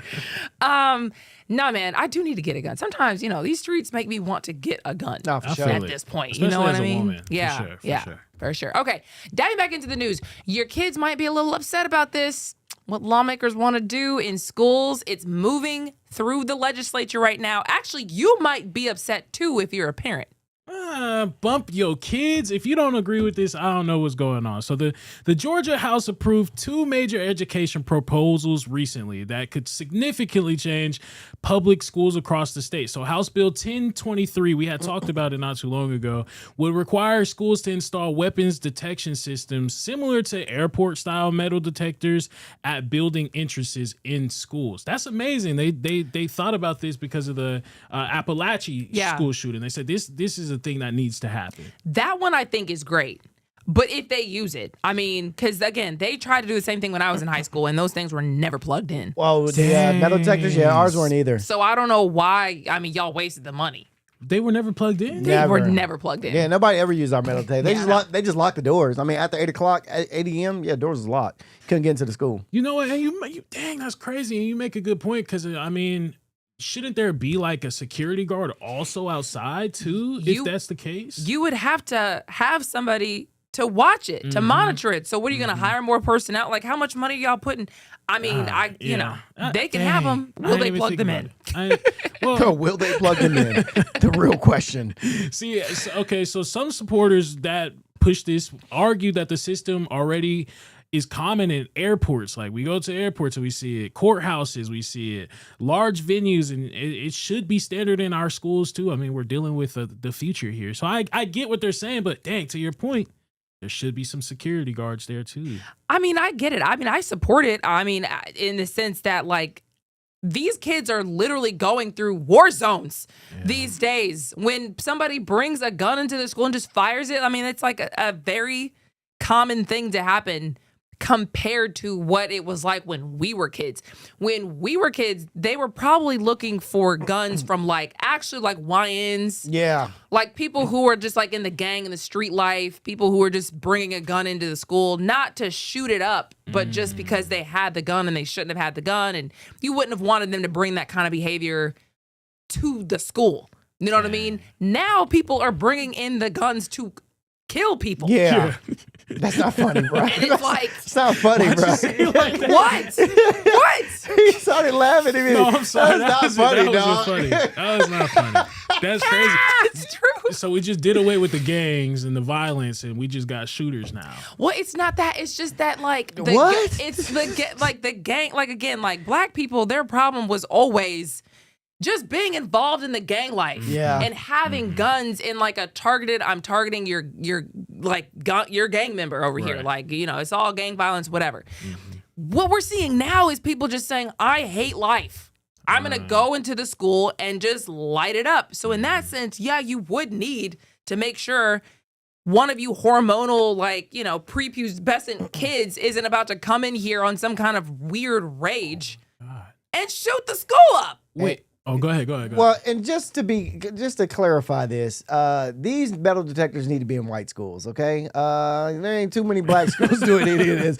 We're okay over here, actually. I know Clayton County has never had any type of situation like this. I think the only thing we've close to that was maybe 2008, my year. We had one person bring a gun to school, but he just wanted to show it to people. We had people bring the gun in in the car. Yeah, people had the guns. They just wanted to show it to people. So please, these metal detectors need to be in the PWIs, if that's a PWIs. And that's a thing in high schools. But they need to be over there in those schools, not necessarily the African American community schools. But that's all I'm saying. Other one that you were talking about is one that I thought that parents and kids might be a little upset about. Yeah, so they also made some extensions to previous bills for students. So right now, under existing law, House Bill 340, there's a bell-to-bell ban on cell phones, but it only applied to kids K through 8. So bell to bell, kindergarten, K through 8 graders could not use personal electronic devices from the first bill to the last bill, and high schoolers are currently not included in that statewide ban. But with this new bill, the 1090 bill, I believe, they are saying that it is going to be in high schools also. This bell-to-bell thing needs to be happening in high schools also. Nah, I don't think it needs to be happening in high schools. I think K through 5 is totally fine. I don't think anybody from kindergarten to 5th grade needs to have a phone in any ways, regardless. But from 6th grade to 8th grade, that's when your adolescent is a little bit more, I ain't gonna say rebellious, but I mean, that's when they're starting to explore more stuff. You know what I mean? Riding the bus, this, that, and the third. And then from 9th grade to, senior year, I mean, I'm not a fan of cell phones at any age besides the age of like maybe 16 or 18, maybe then. But I get it. You know what I mean? Your kids start playing sports and doing stuff, and yeah, they might need a ride and X, Y, Z. So I don't believe it. Only reason why I feel like it's a little bit more complicated than that was because of actually the Appalachian High School shooting, which happened here in Metro Atlanta. And when that shooting happened, parents were literally waiting for information to see if their kid was one of the ones who were shot. Now, that was a high school, but we're seeing elementary schools, middle schools, we're seeing all these schools get shot up. You know what I mean? Like, it's equal opportunity for these children, which is horrifying, but it is what it is. So, when you do, coverage like what I was doing, which was, the shooting had just happened. We were waiting for information. Police were still showing up. They were still evacuating people from the scene. And parents were literally having to park and run literally a mile to get to the school because the scene was so blocked off that they couldn't park up and close to the school. They were trying to see if their kid was the victim of the school shooting. So imagine you're a parent, you can't talk to your kid at all because of this. Now you got to go park and run to make sure your kid's still alive. I mean, you would think in these situations, I'm gonna need to be able to text my kid and make sure okay, I can at least breathe easy. They're under a desk. They're in a closet. This is real. Because, and that's, dang, I didn't even think about it. Because under this bill, some of the students are going to be required to put their phones in pouches, put their phones in lockers that teachers have access to. And they can't have access to throughout the whole day. Yeah. So, I mean, I get it. I get wanting to keep them off their phone, but at the same time, I mean. So did the Appalachian kids, was nobody, I don't understand, because, that is high school, so I'm confused as to why none of them were they not allowed to text their parents during the shooting? I'm confused. No. What I'm saying is some of these parents probably were texting their kids saying, are you alive? Are you okay? Because all the kids had to go to the field, the football field. They kept them there after they, got to leave the building, after they, realized the student was the alleged student shooter was like neutralized, whatever. He was not a threat anymore. So they all had to go, and wait. And so the parents, imagine their phones were all locked up. Imagine all those parents weren't able to talk to their kids.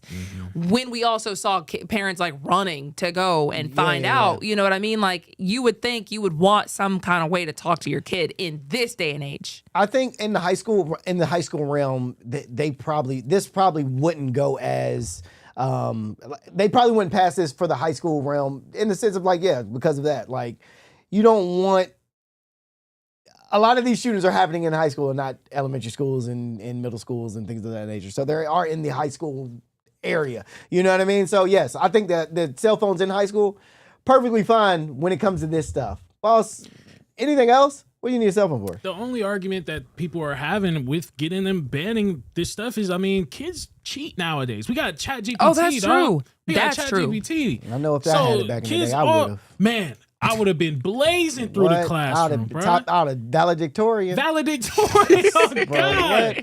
Oh, God, Top bro. of my class. All I would have had to do is do this. Do this. ChatGPT. I'm sure, I don't have an Apple Watch, but I'm sure they could have even been taking pictures with their Apple Watch or something like that. Easily. In the future, like Cable said, in the future, they're just going to have chips in their brains anyway. They'll have all that information. True. Right there. These people. But this is a bill. It's not a law yet. It still must be passed by the Senate. Right. And it will be signed into law by the governor if it passes the Senate. So, okay. So we are having our eye on that. In the meantime, which one of y'all's cousins climbed up the King and Queen Tower? That's crazy. Somebody was watching Free Solo a little too much, and the dude that just climbed the thing in China, the Taipei. I can't even mention this. Another name. I think it's Dubai. Was it Dubai? Yeah, I don't know. It's called Taipei 101. It's called Taipei 101. Anyway, he had to watch that for him to do that. But for the people that don't know what the King and Queen Tower is, that is the one he climbed. That is the one that he climbed.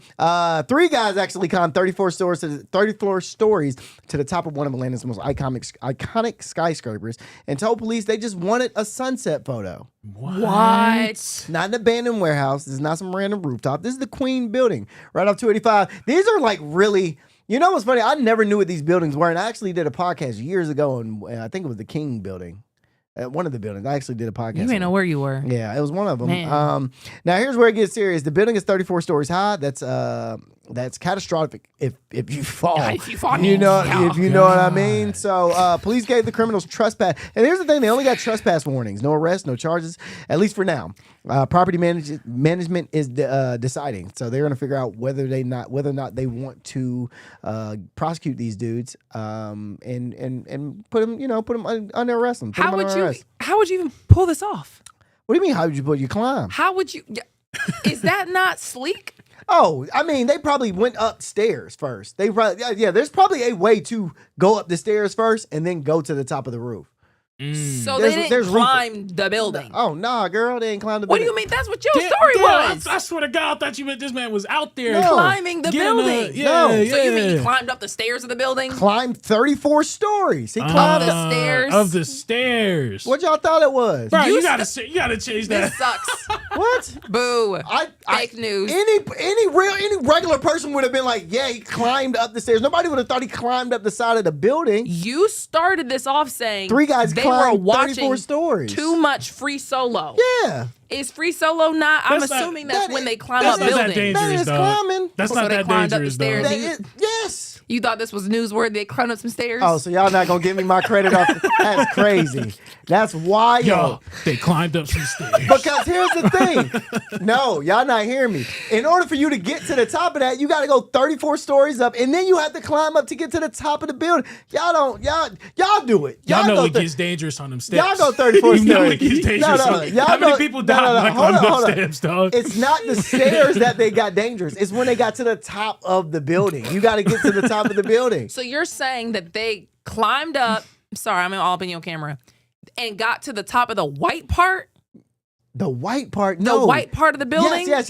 All the way to the top. To the tippity tip. To the roof. Are you sure? To the roof. You don't I'm know. saying they climbed up to the top. Yes. The point. And security didn't stop them. I get it. I mean, I get why it's a problem. I guess. What do you mean y'all guess? Y'all do it. You made it seem y'all like do it. No, Man, y'all do it. 30-something Y'all do it. Come on now. Go 34 stories. Y'all Bruh, do it. Come on now. Y'all do it. Come on. Superman, Superwoman. Y'all swing. climb up 34 flights of stairs. Yeah, that's. Have you walked 34 flights? That's a long way. Y'all acting like this is just like. Oh, it's so easy. No. Rondell don't work out. Damn, Like, what is I going can't on believe they here, just bro? climbed up 34 flights. You made it seem like it was the most dangerous thing in the world. I didn't make it seem like anything. That's how y'all took it. Okay, all right. I didn't take it like that at all. Chat. Y'all perceived it that way. Did y'all take this as he climbed up some stairs or he scaled the building? See, now it's a difference between scaling and climbing. You said he was watching too much Free Solo. Yes, Free Solo. Do the people on Free Solo climb upstairs? No, but he wanted to be at the top of the building. What I meant by Free Solo is he wanted to be at the top of the building. The tippity top. Yeah, you wanted to climb up El Capitan. Y'all not about to sit here and make me feel stupid for this. That's what y'all not about to do. I knew exactly what I was talking about when I put the story in. Right. Okay, I'm with hold you, on. brother. Okay. Y'all didn't. I used to climb 8-story buildings. 34 stories is wild. See? Okay. 34 stories is crazy. Okay. Y'all don't be understand. Y'all don't be with me. Y'all don't be with me. I can't But believe it. also assumed he scaled the building. See? All right. Well, it's what it is. He's a daredevil. He's a daredevil. He is a daredevil. One for the books. All one right, for you the know what? books. Let's go. Let's all go do this together. Climb 34 flights? I guarantee you, none of us is gonna die. Let's go. I think we'll be pretty cool. Let's see who makes it up. Okay. Let's see who makes it up. Okay. In the meantime, these are the. Okay. No, I was about to bring this in weird. What neighborhoods in Atlanta would you think would be the friendliest? Well, I wrote this story, so. Oh, you I already can't. know. Well, I mean, Let's see. College Park. If you're listening, go to College Park. Bankhead. Where else? Gresham. Is that great? Yeah, go to Gresham Gresham Road. You know, those places. From what I heard, beautiful, gorgeous lakes. It's funny you say that. All those places are very gentrified now. So College Park is very gentrified. my car got broken into in Gresham Park. Gresham Park, but it's still gentrified. It is not, some parts are very nice. There's some nice houses there. So, I mean, you're saying all that to be funny. Bankhead is getting gentrified by the day. Is it really? Yes. Go to the west side. Just go to the full west side. West side's getting gentrified, bro. All this Decatur, is too. gentrified. Man, I had not been to downtown Decatur. Yeah. Downtown Decatur is wonderful. Beautiful. Yeah, so we try to make a joke about, we can go, bruh, ain't too many places now we can joke about going and being like, this rough over here. Ain't too many spots like that. They about to start cleaning up the bluff here in a minute. Really? Yes, dog. Like, bruh, once these people start seeing, and when I say people, I mean these investors and these real estate people and these moguls, they start seeing, oh man, there's some land. I'll tear down move all these black people over here. Let me get this. I need to build a apartment complex. Dog, look what they did to the Boulevard. I don't know if y'all been to the Boulevard recently, right off here in the Parkway. Beautiful. Beautiful. I'm talking about nice apartments, bro. Nice apartments over there on the Boulevard. The Boulevard used to be rough. Man. Yeah, so.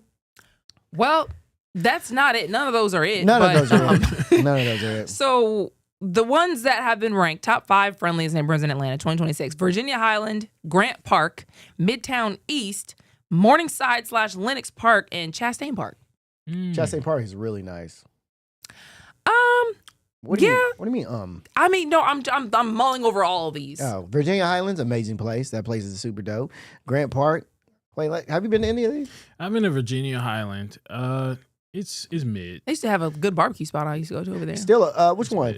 DBA barbecue. It's gone. Das Barbecue? No, I think it's DBA bar. Was it DBA? I don't know if it's DBA. I think it's gone. Virginia Highlands is a dope little. I mean, I don't go out anymore, but it was fun when I used to go out. Grant Park is always a vibe. Grant Park, always a vibe. Midtown East, never even heard of Midtown East before. I don't know which part of Midtown is Midtown East, but I used to live in Midtown. I used to live in West Midtown. It's a couple of homeless people out there, but for the most part. Morningside, Lenox Park, Lenox overrated. Chastain Park is nice. Really nice. It's really over expensive. Families, super money, expensive. Yeah. I think they missed some places. Alpharetta, they should have put that up there. Oh, yeah. Your neck of the woods. Definitely should have put that up there. That's why they didn't put it on there, because they knew you lived there. Where else do y'all think they should have put up there? For friendliest neighborhoods in Atlanta? Friendliest. Now, I want to just preface this by going. They did this off of Welcome. Where's it at?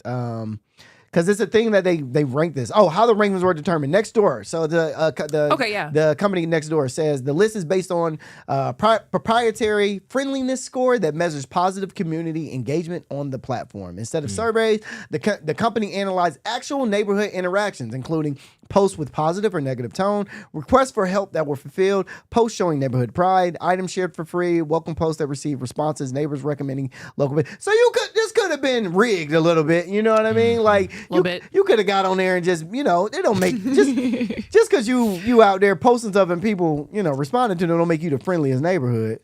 Yeah, and East Point isn't that bad. From where I've been around, I mean, people are friendly there. You just got to show respect. Really, any hood for real is pretty friendly. As long as you're respectful, nobody's gonna mess with you. Nobody. I don't know. Like downtown, for example. Downtown has a lot of homeless people, and you've seen people get just straight up punched for absolutely no reason by a homeless. Yeah, for sure. Well, a couple times for no reason. Yeah, unprovoked. Yeah, there's been homeless people that just punch people for no reason. Yeah. But why you that close anyway? I mean, come on now. What are we talking about? We know how Atlanta gets sometimes. That's a great point. You got to be moving around them sometimes. No, for real though. When you see I hate that I feel like this because not all homeless people are bad. You know what I mean? Right. No. But at the same time, like sometimes, like one time, because I used to live in Midtown. One time I was walking and there was a homeless man that was walking too, and then he just stopped. And I was like, oh, I don't know what you going through in your head, but somebody's about to get it. I swear to you, that was the same because he wears the same jacket every day. That was the same homeless man that got later on the news that got hit for like hitting somebody. Really? That like unprovoked, just wham. Yeah, a lot of these talk to himself. Yeah, they got problems. They do have serious issues. Just be aware of their territory. They market for you. Wherever they are, they marked it. Yeah, so you just stay away from it. You give them their space. Yeah. As long as they don't come up to Alpharetta, we're good. I think y'all should put a MARTA bus in Alpharetta. MARTA bus on the way. The streets need to... Don't come up here. Need to be able to get on the MARTA to get... Pop all the MARTA bus tires.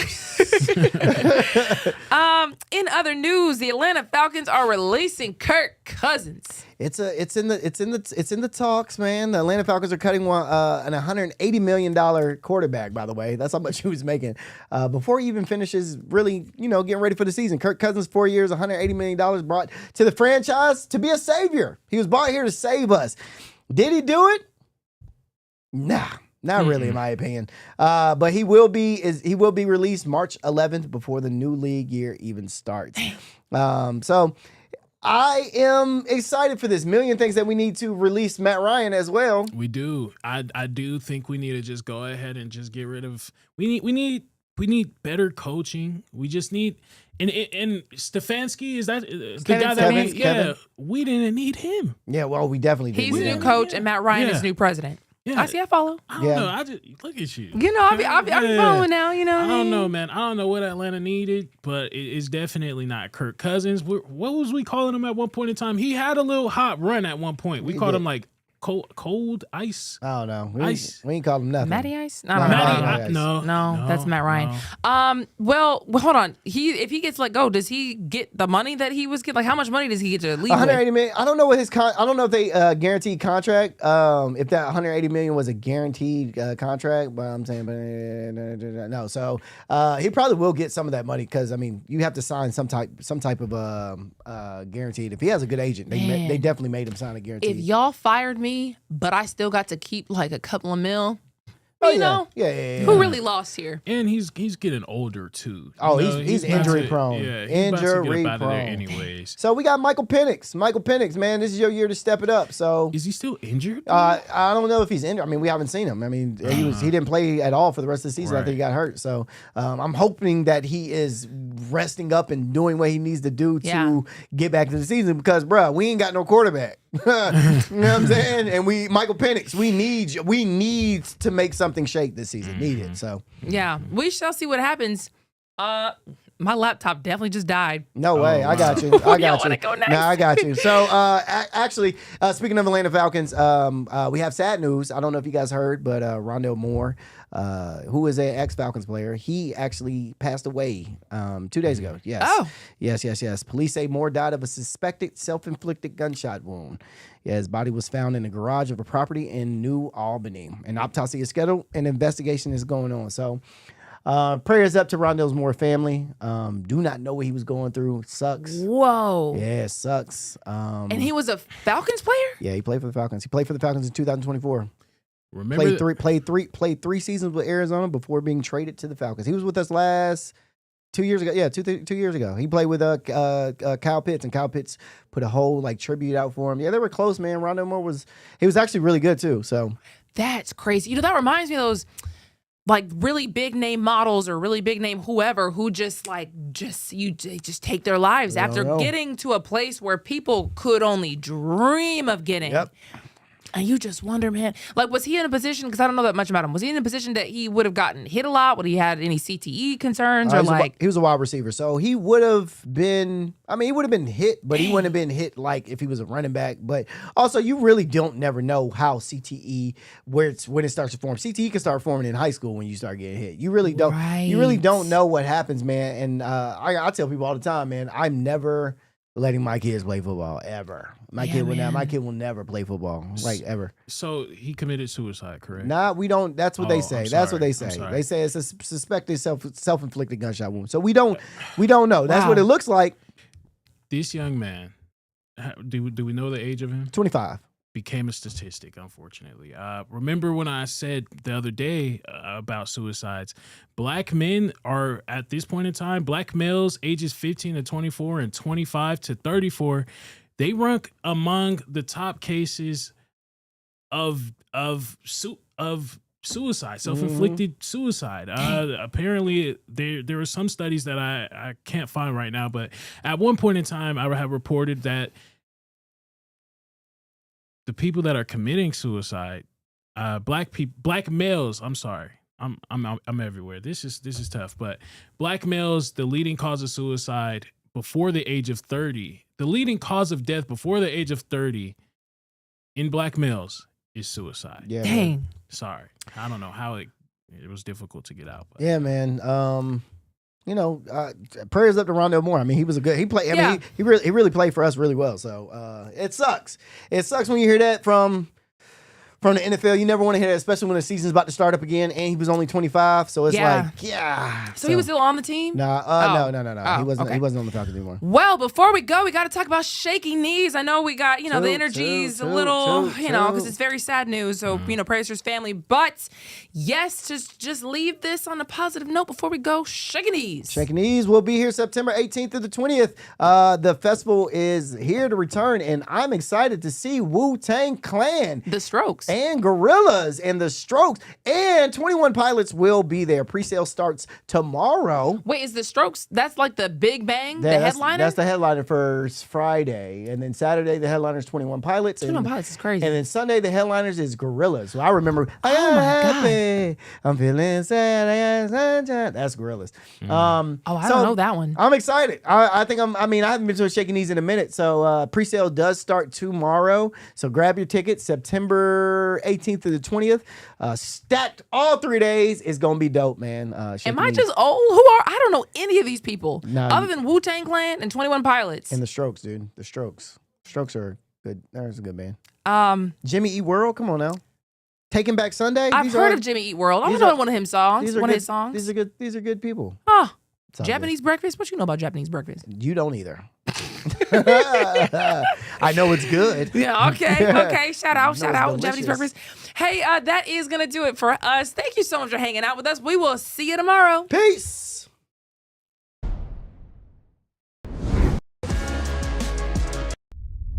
A major move today. Hot 97 is expanding. Hot 97 has launched a full streaming television channel. Hot 97 is no longer just a radio station, it's now a streaming network.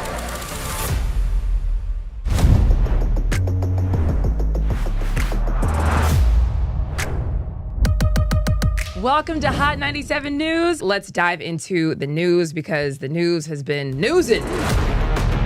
Hot 97 Mornings with Mero. We got Shiny Culture in the building. Leah Bell in the building. Good morning. And DJ Cass One. You know what it is. You know how I get down with the Funk Flex energy, baby. Let's get it, Flex. Nobody don't want no smoke. Wow, it got spicy real fast. Here for it all. We're here for it all. That's Let's it. go. Mariah Carey takeover. The people made it happen. Yeah.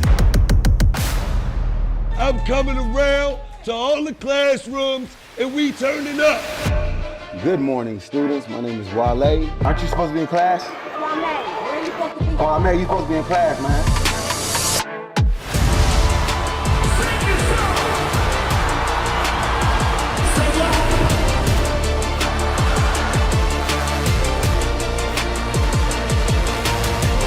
Rihanna has become a true worldwide icon. Congratulations on the job. We listen to Hot 97 every day. We can't wait to hear you guys even more. Hey, let's go.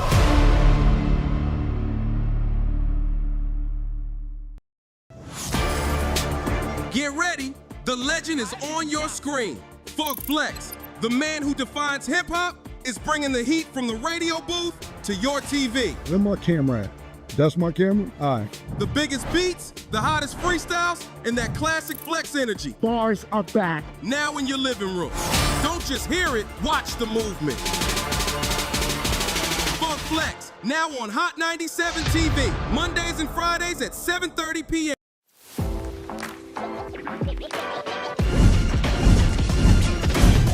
Welcome to Hot 97 News Atlanta. Is here with Rondell with 2 N's. What it do? Give it up to you. And Million. Hey, the fact that this is a reality. Brand new live news show. I'm your host, Lana Harris. There is so much going on in this country and in this world.